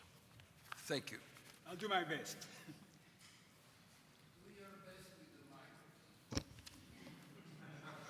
Good for you. Thank you. I think it works. Oh, good. Well, then I'll cut short all my thanking for the honor and the responsibility of being not a political scientist, of talking to a group of experts about the matter.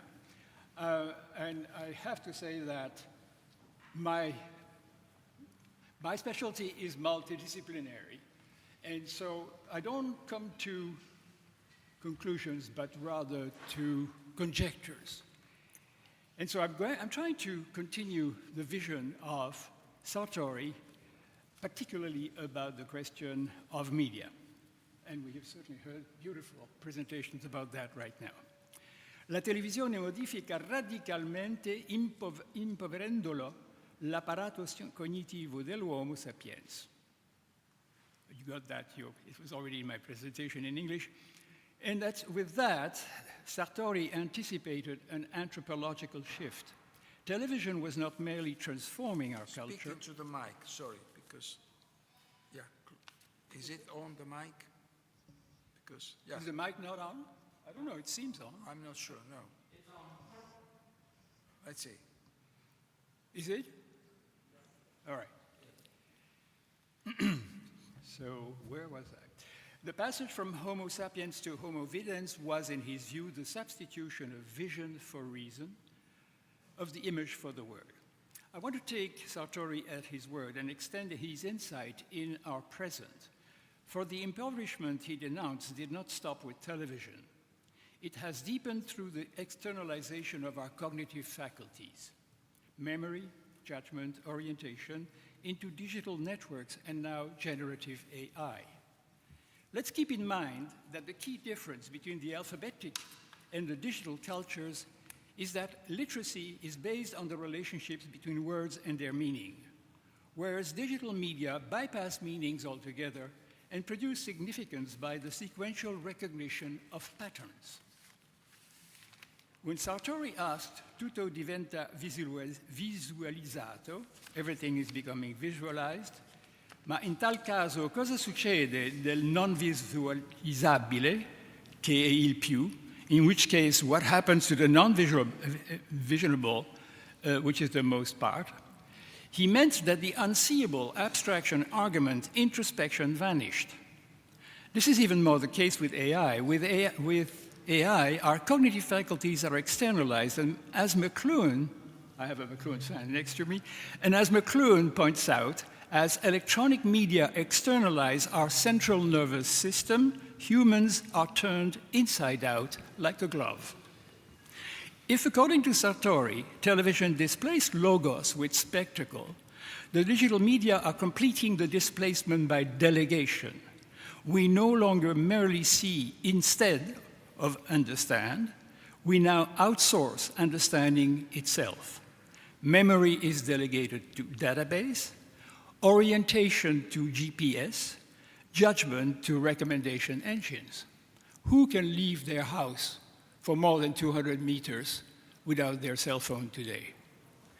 And that's not only one effect of using navigators. The other one is to reduce our capacity to deal with this volume.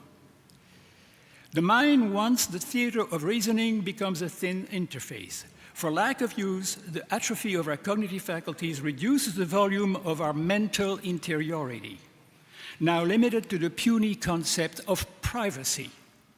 This loss of mental space leads to loss of resistance to outside influence, to populists and influencers, and at this point, in Sartori's term, democracy becomes fragile. Quando l'uomo non capisce più le parole con cui si governa, la democrazia si svuota. When man doesn't understand the words which he's being given, democracy empties itself. Worse, democracy is challenged by algorithms leading to an epistemological crisis. The business rule of engagement online throws the electorate in echo chambers. Public opinion is neither shared nor discussed. It is only privately published.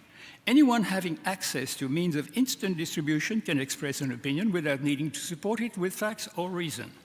Common sense isn't common anymore. A differential cognitive condition arises from this fracture of epistemological conflict. Generative AI radicalizes the process. It doesn't simply mediate information, it co-produces cognition. The machine now proposes, rephrases, argues, not just displays. It can impersonate deliberation, simulate moral reasoning, and compose opinions. Thus, we enter the phase of homo delegans, the delegating human. But here lies the paradox. Every act of delegation also creates a surplus of intelligence system. Human intelligence does not vanish. It is invested in the infrastructure itself. A new cognitive ecology is unfolding. I call this the digital cognitive capital, the totality of human knowledge, creativity, and interpretive labor sedimented in digital networks and machine learning models. It is the mind turned outward, made planetary, machinic, and collective. Our collective cognitive capital is what we, the people, have poured into the internet for the last 42 years. With very selective concession to copyright, large language models should be declared public domain. This is no longer merely a loss, it is transference, the migration of interiority into shared system. The problem is not that intelligence has left us, but that ownership and access to that externalized intelligence are asymmetrically distributed. If a few entities control the world's cognitive capital, democracy falters again, not for lack of education, but for lack of participation in cognition itself. Another key to understand our time is to start considering that the digital transformation is not an end to and in itself. Better named the digital transition, its main job will have been to translate matter into data. All of it. And the reason for that is to invite more players into taming climate change.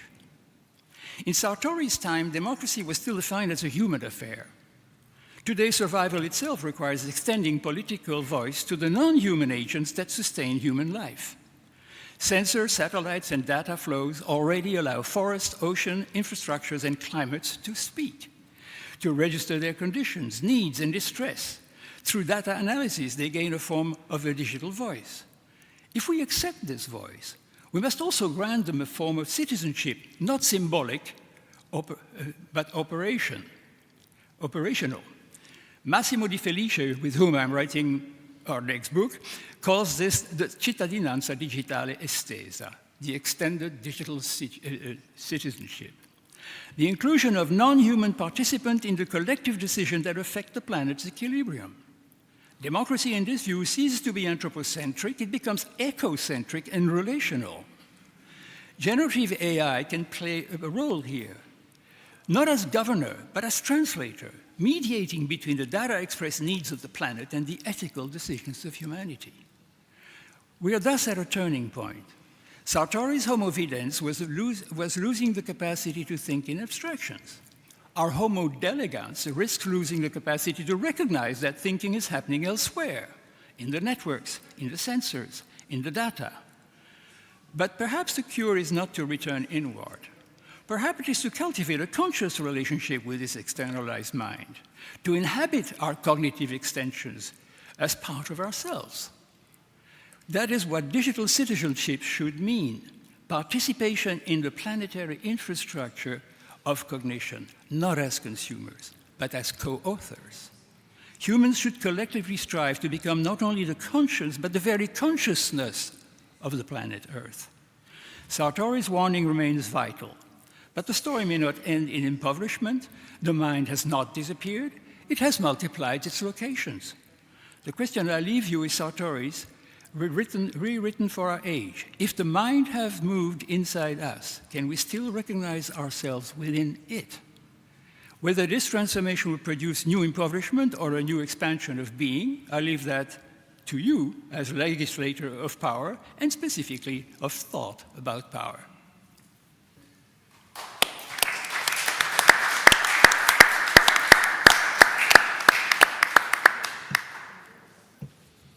Well, thank you. Actually, you cut it even too short.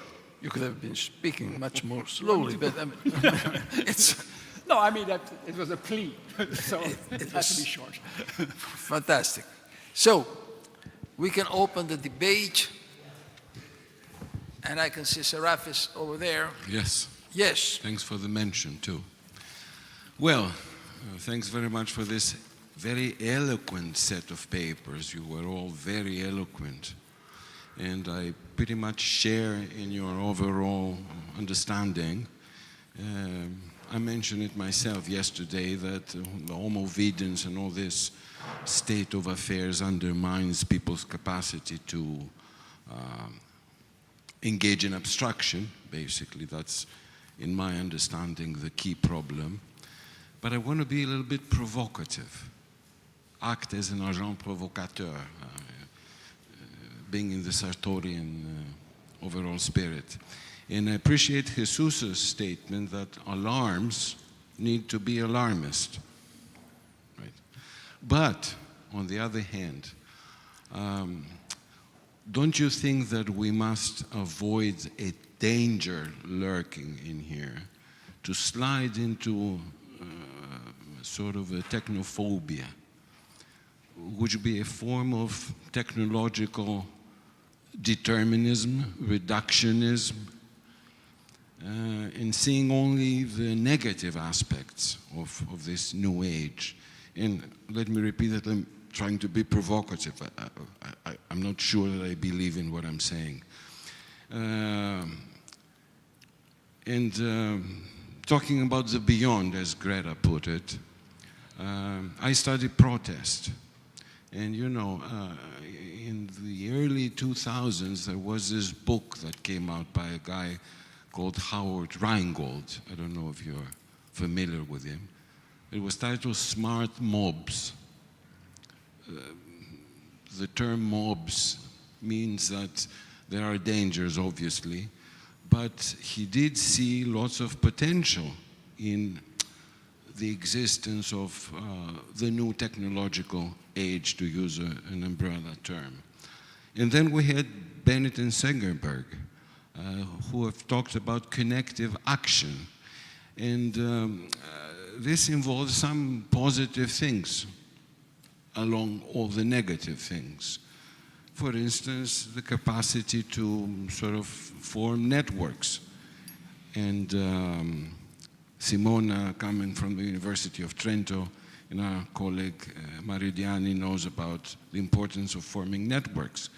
And that enhances the capacity of voters, perhaps, as was the topic of our last speech, or the possibility to enhance accountability, or the capacity to attain self-organization. And of course, the fact that the genocide in Gaza was being televised did play a role in the Sciopero Generale of a few days ago. So not all of it is negative. And I'd like to push you in that direction because we clearly see the negative aspects. But what would you have to say about that? And I want to stress the fact that none of that is enough to outweigh the dangers. But on the other hand, let's not forget about substantive politics, because the new media is that media. They sort of transfer a message. And again, I'm trying to be provocative here. Thank you. Are we going to collect maybe a few more questions? Is there?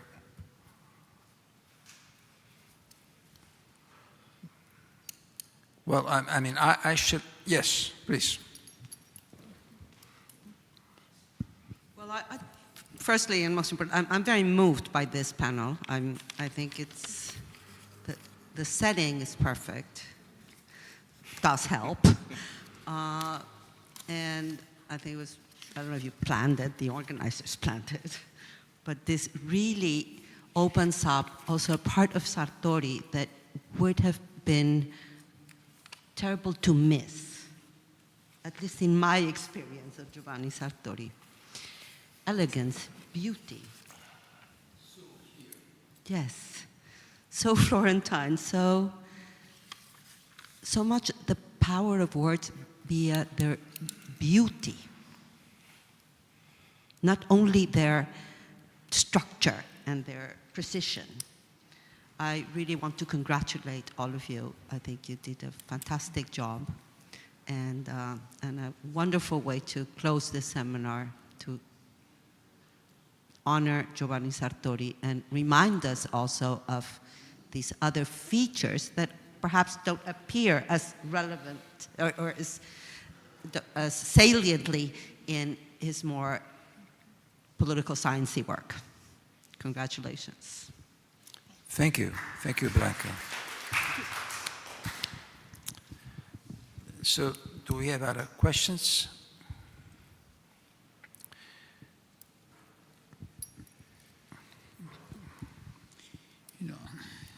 I was impressed by when he said, on the one hand, on the other hand, distinguishing the positive and the negative. And it came to my mind that the two hands are not of the same body, because there is a huge role of the so-called digital divide. Most of the positive aspect is our life, is the fact that we communicate with each other, because we use Microsoft Teams. And if you are somewhere else, I can talk to you, interacting. There is dialogue. My capability of having dialogues with other human beings has been increased by these technologies. This is a fact. I'm part of my democracy. Perhaps it is more vital due to the people like me, you, and others. The digital divides are more than one, because there are others who are users of these technologies, but using them not to dialogue with others, but to insult others, to express their worst feelings they have inside, to do something that before these technologies they couldn't do. They wouldn't dare to reach that point. I discovered, due to this use of the socials, that civilization has not eliminated what our ancestors were used to doing at the time. No, it has remained here. And now with these new technologies, the negative comes out more than in the past. Then there are the others who ignore technologies, who probably have remained looking at TV. Perhaps most of the electors in the category of the white man with no degree is this kind of humanity that is not part of any dialogue and receives only. Now, democracy is coping with these three, let's say, human beings, very different from each other. And I'm not talking of teenagers who are frequently so impressed by what they find in the social that they reach the point of suicide, or the teenagers who talk with ChatGPT in intimate conversation with it. So there is an entire range of different human beings. We really don't know as yet how to cope with this variety of citizens, active, passive, or differently. Whatever Giovanni Sartori had in mind at the time, he couldn't have all of these in mind. And I accepted him at the time, and I consider Homo Videns a great book, signing, you know what divide? The divide between the political and democratic world, having the old parties. And the old parties meant for me my own experience, the leaders coming to my small town in the section of the party to discuss with me. I could interact with them. The main feature of the old party was that all of the members were potentially part of an interaction with the leaders. When the TV arrived, they didn't come anymore. I could see them. They could speak to me from there. But at that point, I was not an interlocutor anymore. I was a fan. And so I could appreciate my leaders more than the others. I could strengthen my position, but without any kind of interaction anymore. Homo Videns arrived exactly at that point. And in my view, it's an excellent picture of that point and of the transformation in negatives in terms of the democratic process, substantially eliminating participation somehow. And the new politics will be for the Homo Videns and for politicians that paradoxically react to the reactions of the Homo Videns without interacting anymore. So my position is Homo Videns has a great meaning in these terms, in this context. But if we go to all of the implications of the new technologies, all of the negative and positive aspects of them, we have a picture so wide and with so many varieties that don't ask Vanni to be aware of them. Thank you.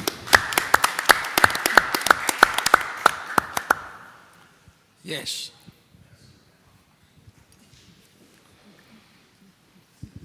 Well, what a wonderful panel and a wonderful location to close this conference. I have a question for the panelists. I think if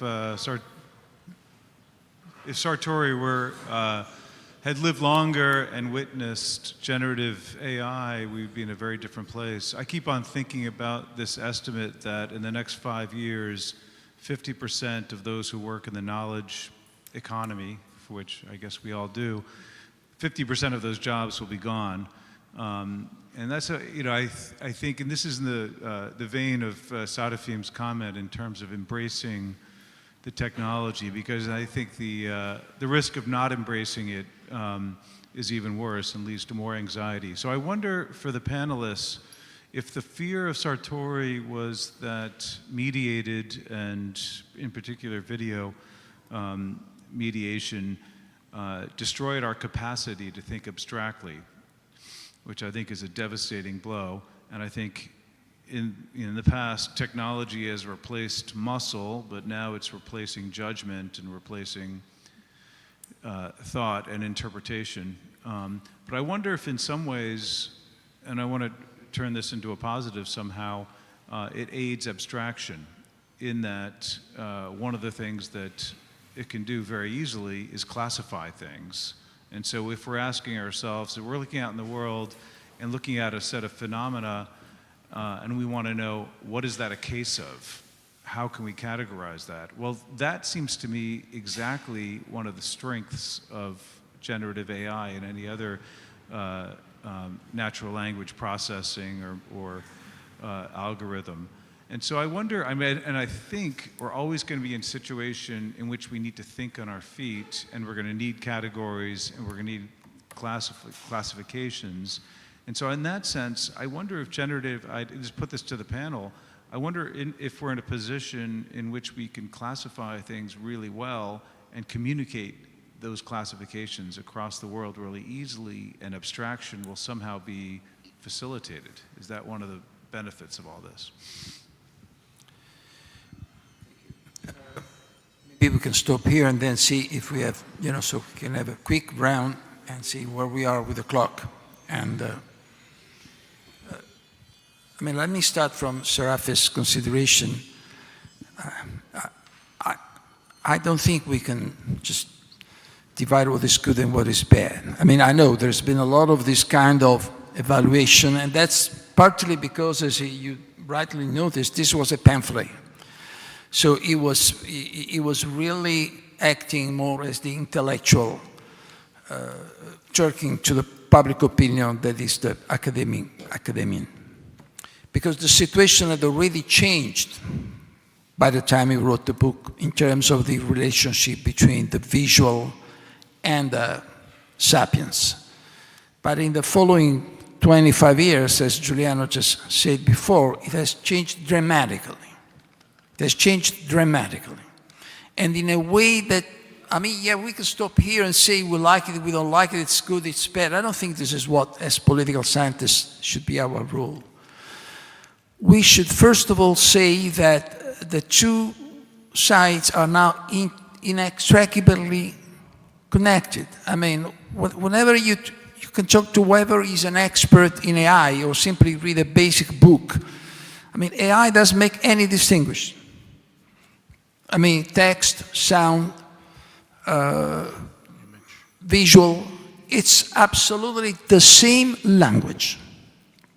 So it is the same language. And it is the same language that we are more and more getting into. And when I say we, and that's another point that Giuliano was raising, I mean, I quote pretty often the fact that, I mean, India in the year 2000, there were 20 million of internet connected in India. In the year 2016, they had become 480 million. Now they're almost over the billion. Now, and all these people have been socializing to internet through a cell phone. That's completely the way we have been socializing through the various steps, whatever, so on. So they are smartphone people talking with a screen. Now, do we want to decide whether it's right or wrong, and what are we going to stop? We have simply to understand how this new language works on one side, and then may I play the old part of the political science, then the real point becomes who is controlling this.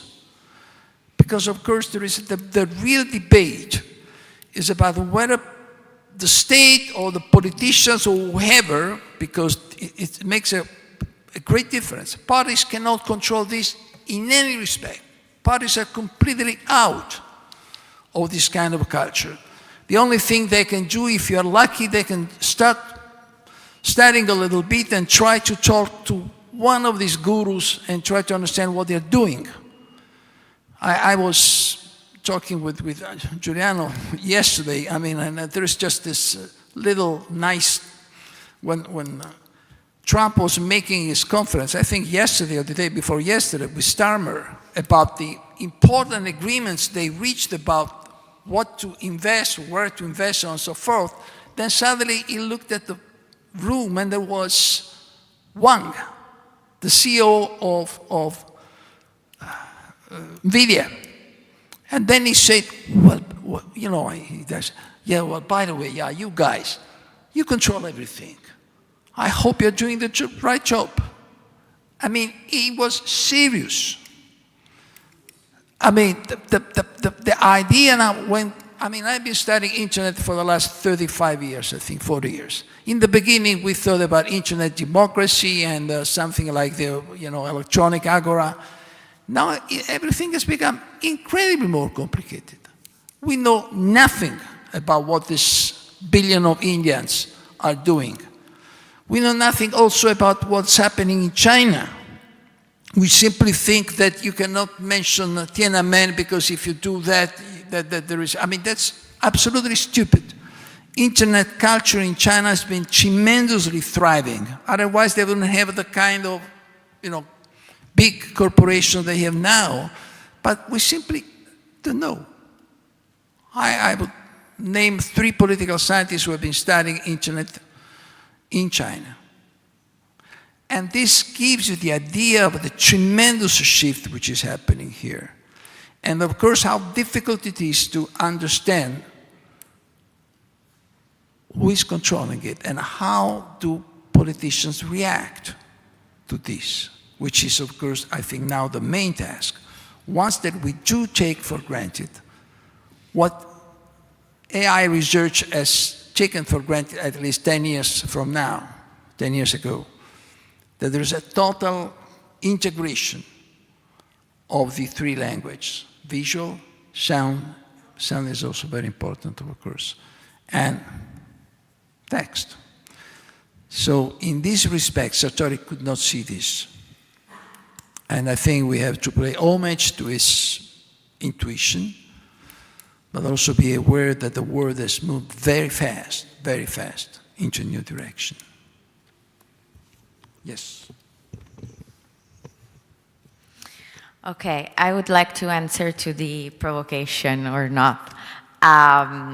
First thing first, I'm not here to defend Sartori because, you know, I'm here, you know, this short in front of Sartori, so this is not my role. I'm not here for this, but I can only say that Sartori said he was not pessimistic, but at the same time he said optimism without foundation is poor strategy. So I don't know. I leave this here. So.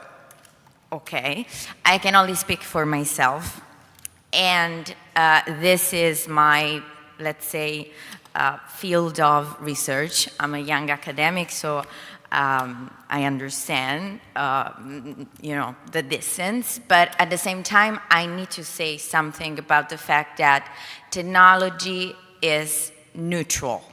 Technology is not neutral in the mind of users, and that's the problem, especially for me, for the mind of political users.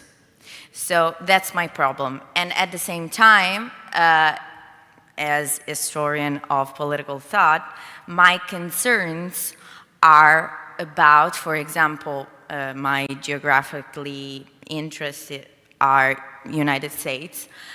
So my concerns are around ideological constructions of digital narration.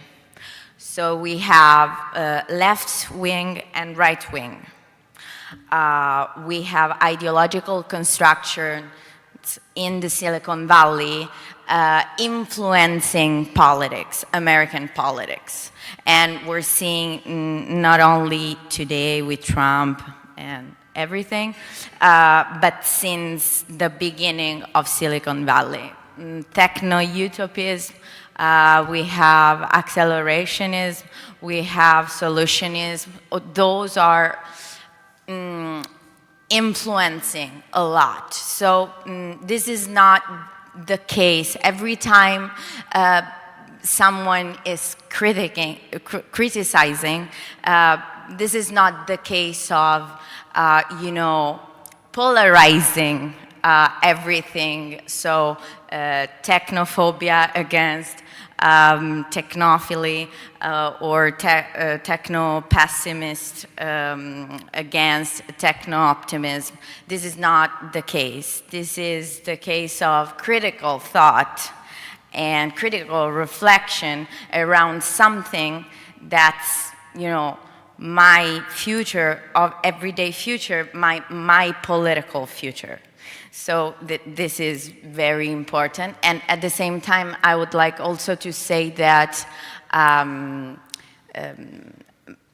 one of my research interests is also digital dystopia. And every time not a lot of times, I'm a young researcher, but every time I do a lesson and I explain some dystopia whatsoever, political dystopia, and also digital dystopia, students are saying,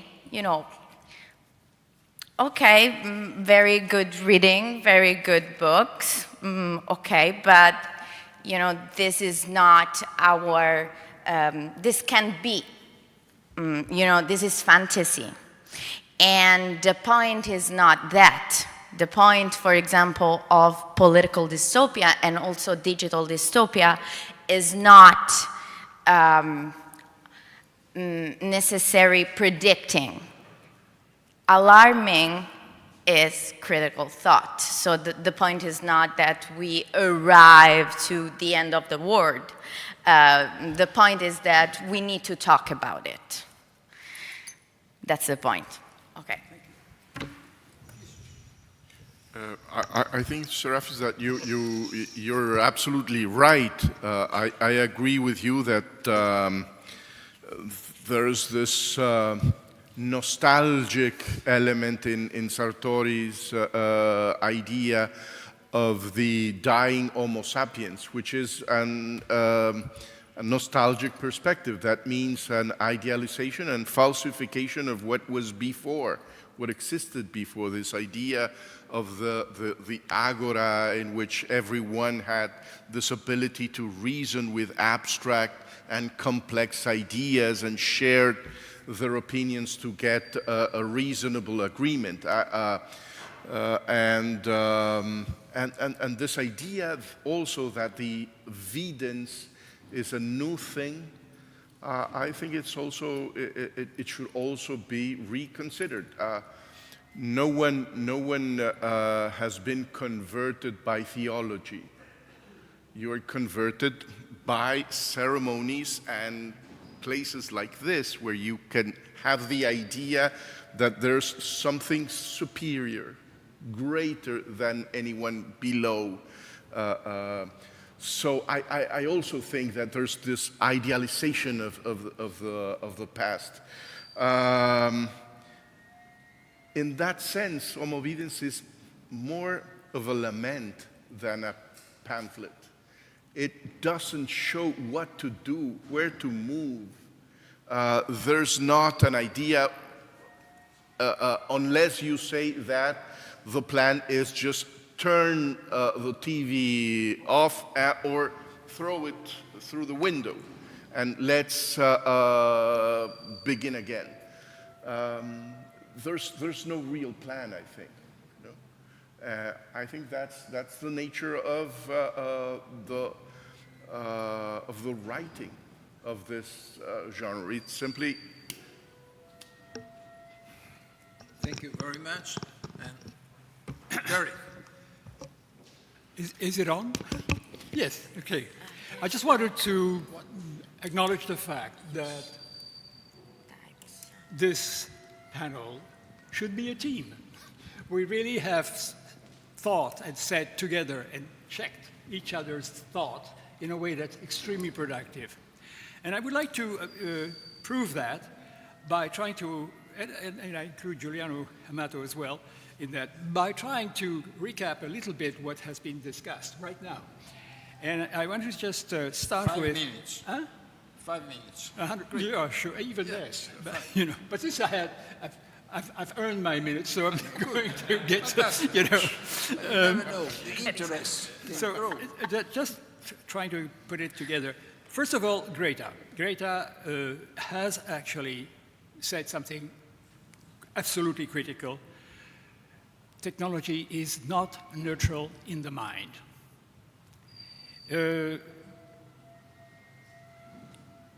And Jesus has said democracy created a new type of humanity. Those two things come together. You'll see why.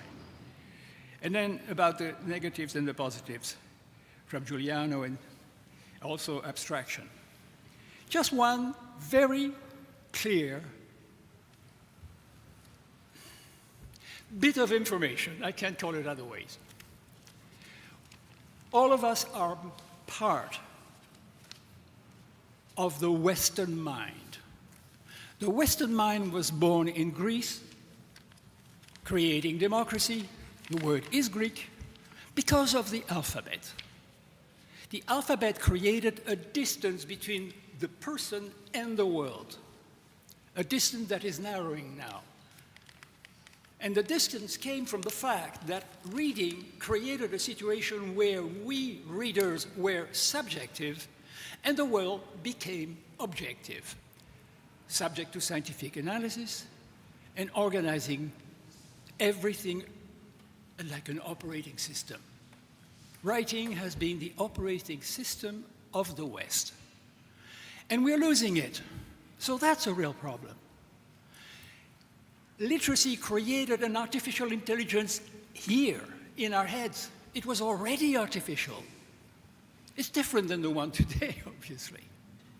But fundamentally, this is the big thing that's happening today. We're going towards quantum physics, and we're going towards a situation where the reverse of the effects of literacy are going to occur, where the interdependence of each one of us, which everything, not just among people, but with everything in nature, is becoming a proven fact and has to be taken very, very seriously.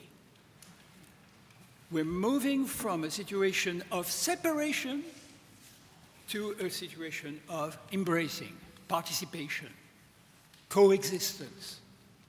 That's why the idea of extending citizenship, or whatever you can call it, beyond the human is becoming not just an option, it's a necessity. If we are going, and I'm back to what Jesus was saying, going to go through this horrible time, because it really is, I'm 81 years old and it's the worst time ever in my life. I'm talking not my life's perfectly fine. But the planet is really, really, really a mess right now. And I don't want to belabor that, it's clear. But we already have signs of good news. I think the flotilla is an extraordinary moment of, yet again, a new generation whose nervous system has not been destroyed by the elders, that goes right and signals to the world that we're in trouble and we should change it. And I see that happening, but it's happening, as usual, coming from some kind of source, a 16-year-old who sits down outside the parliament in Sweden.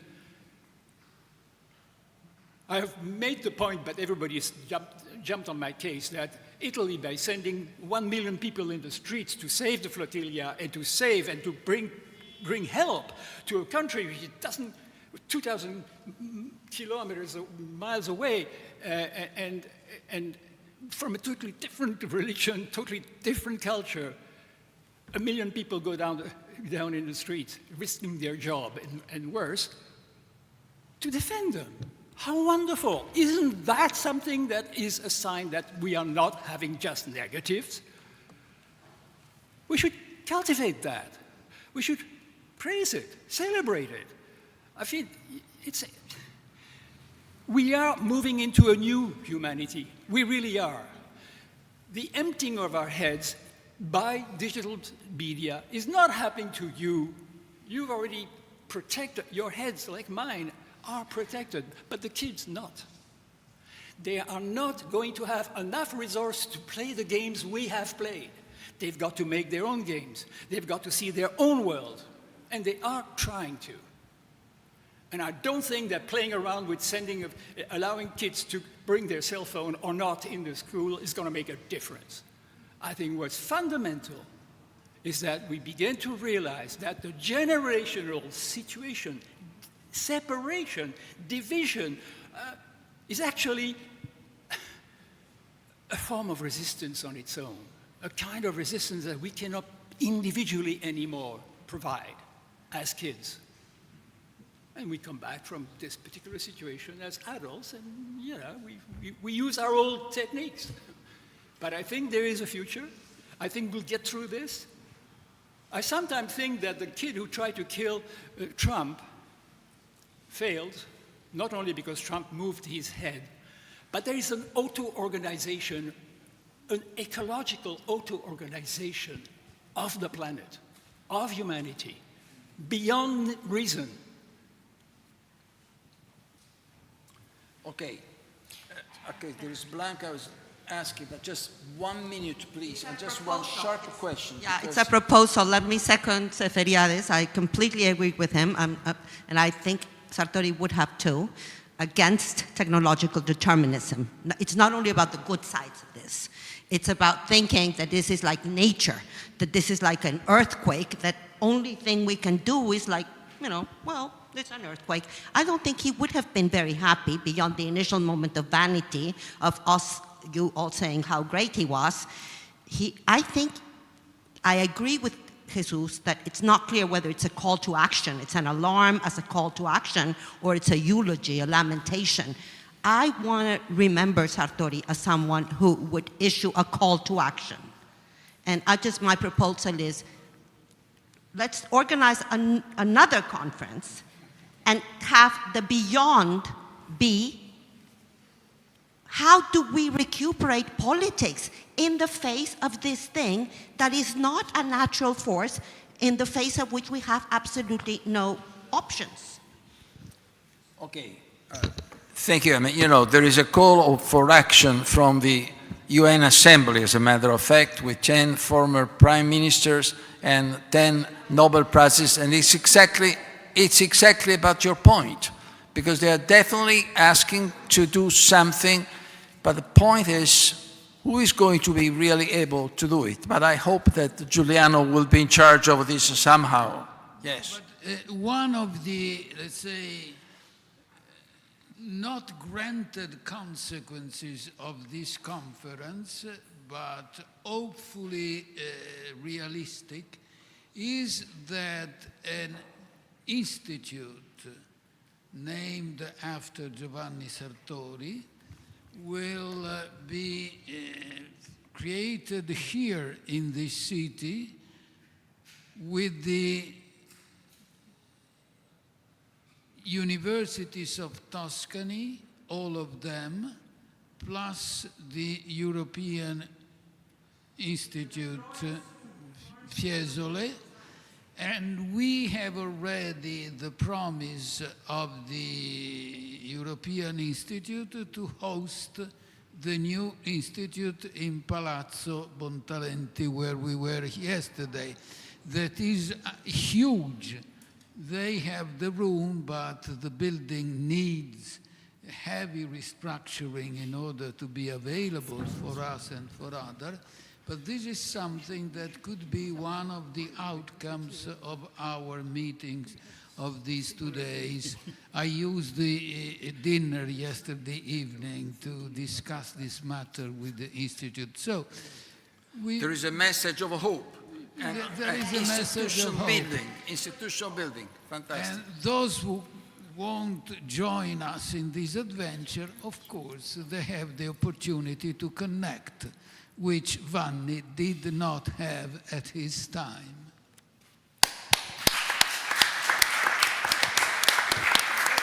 Thank you.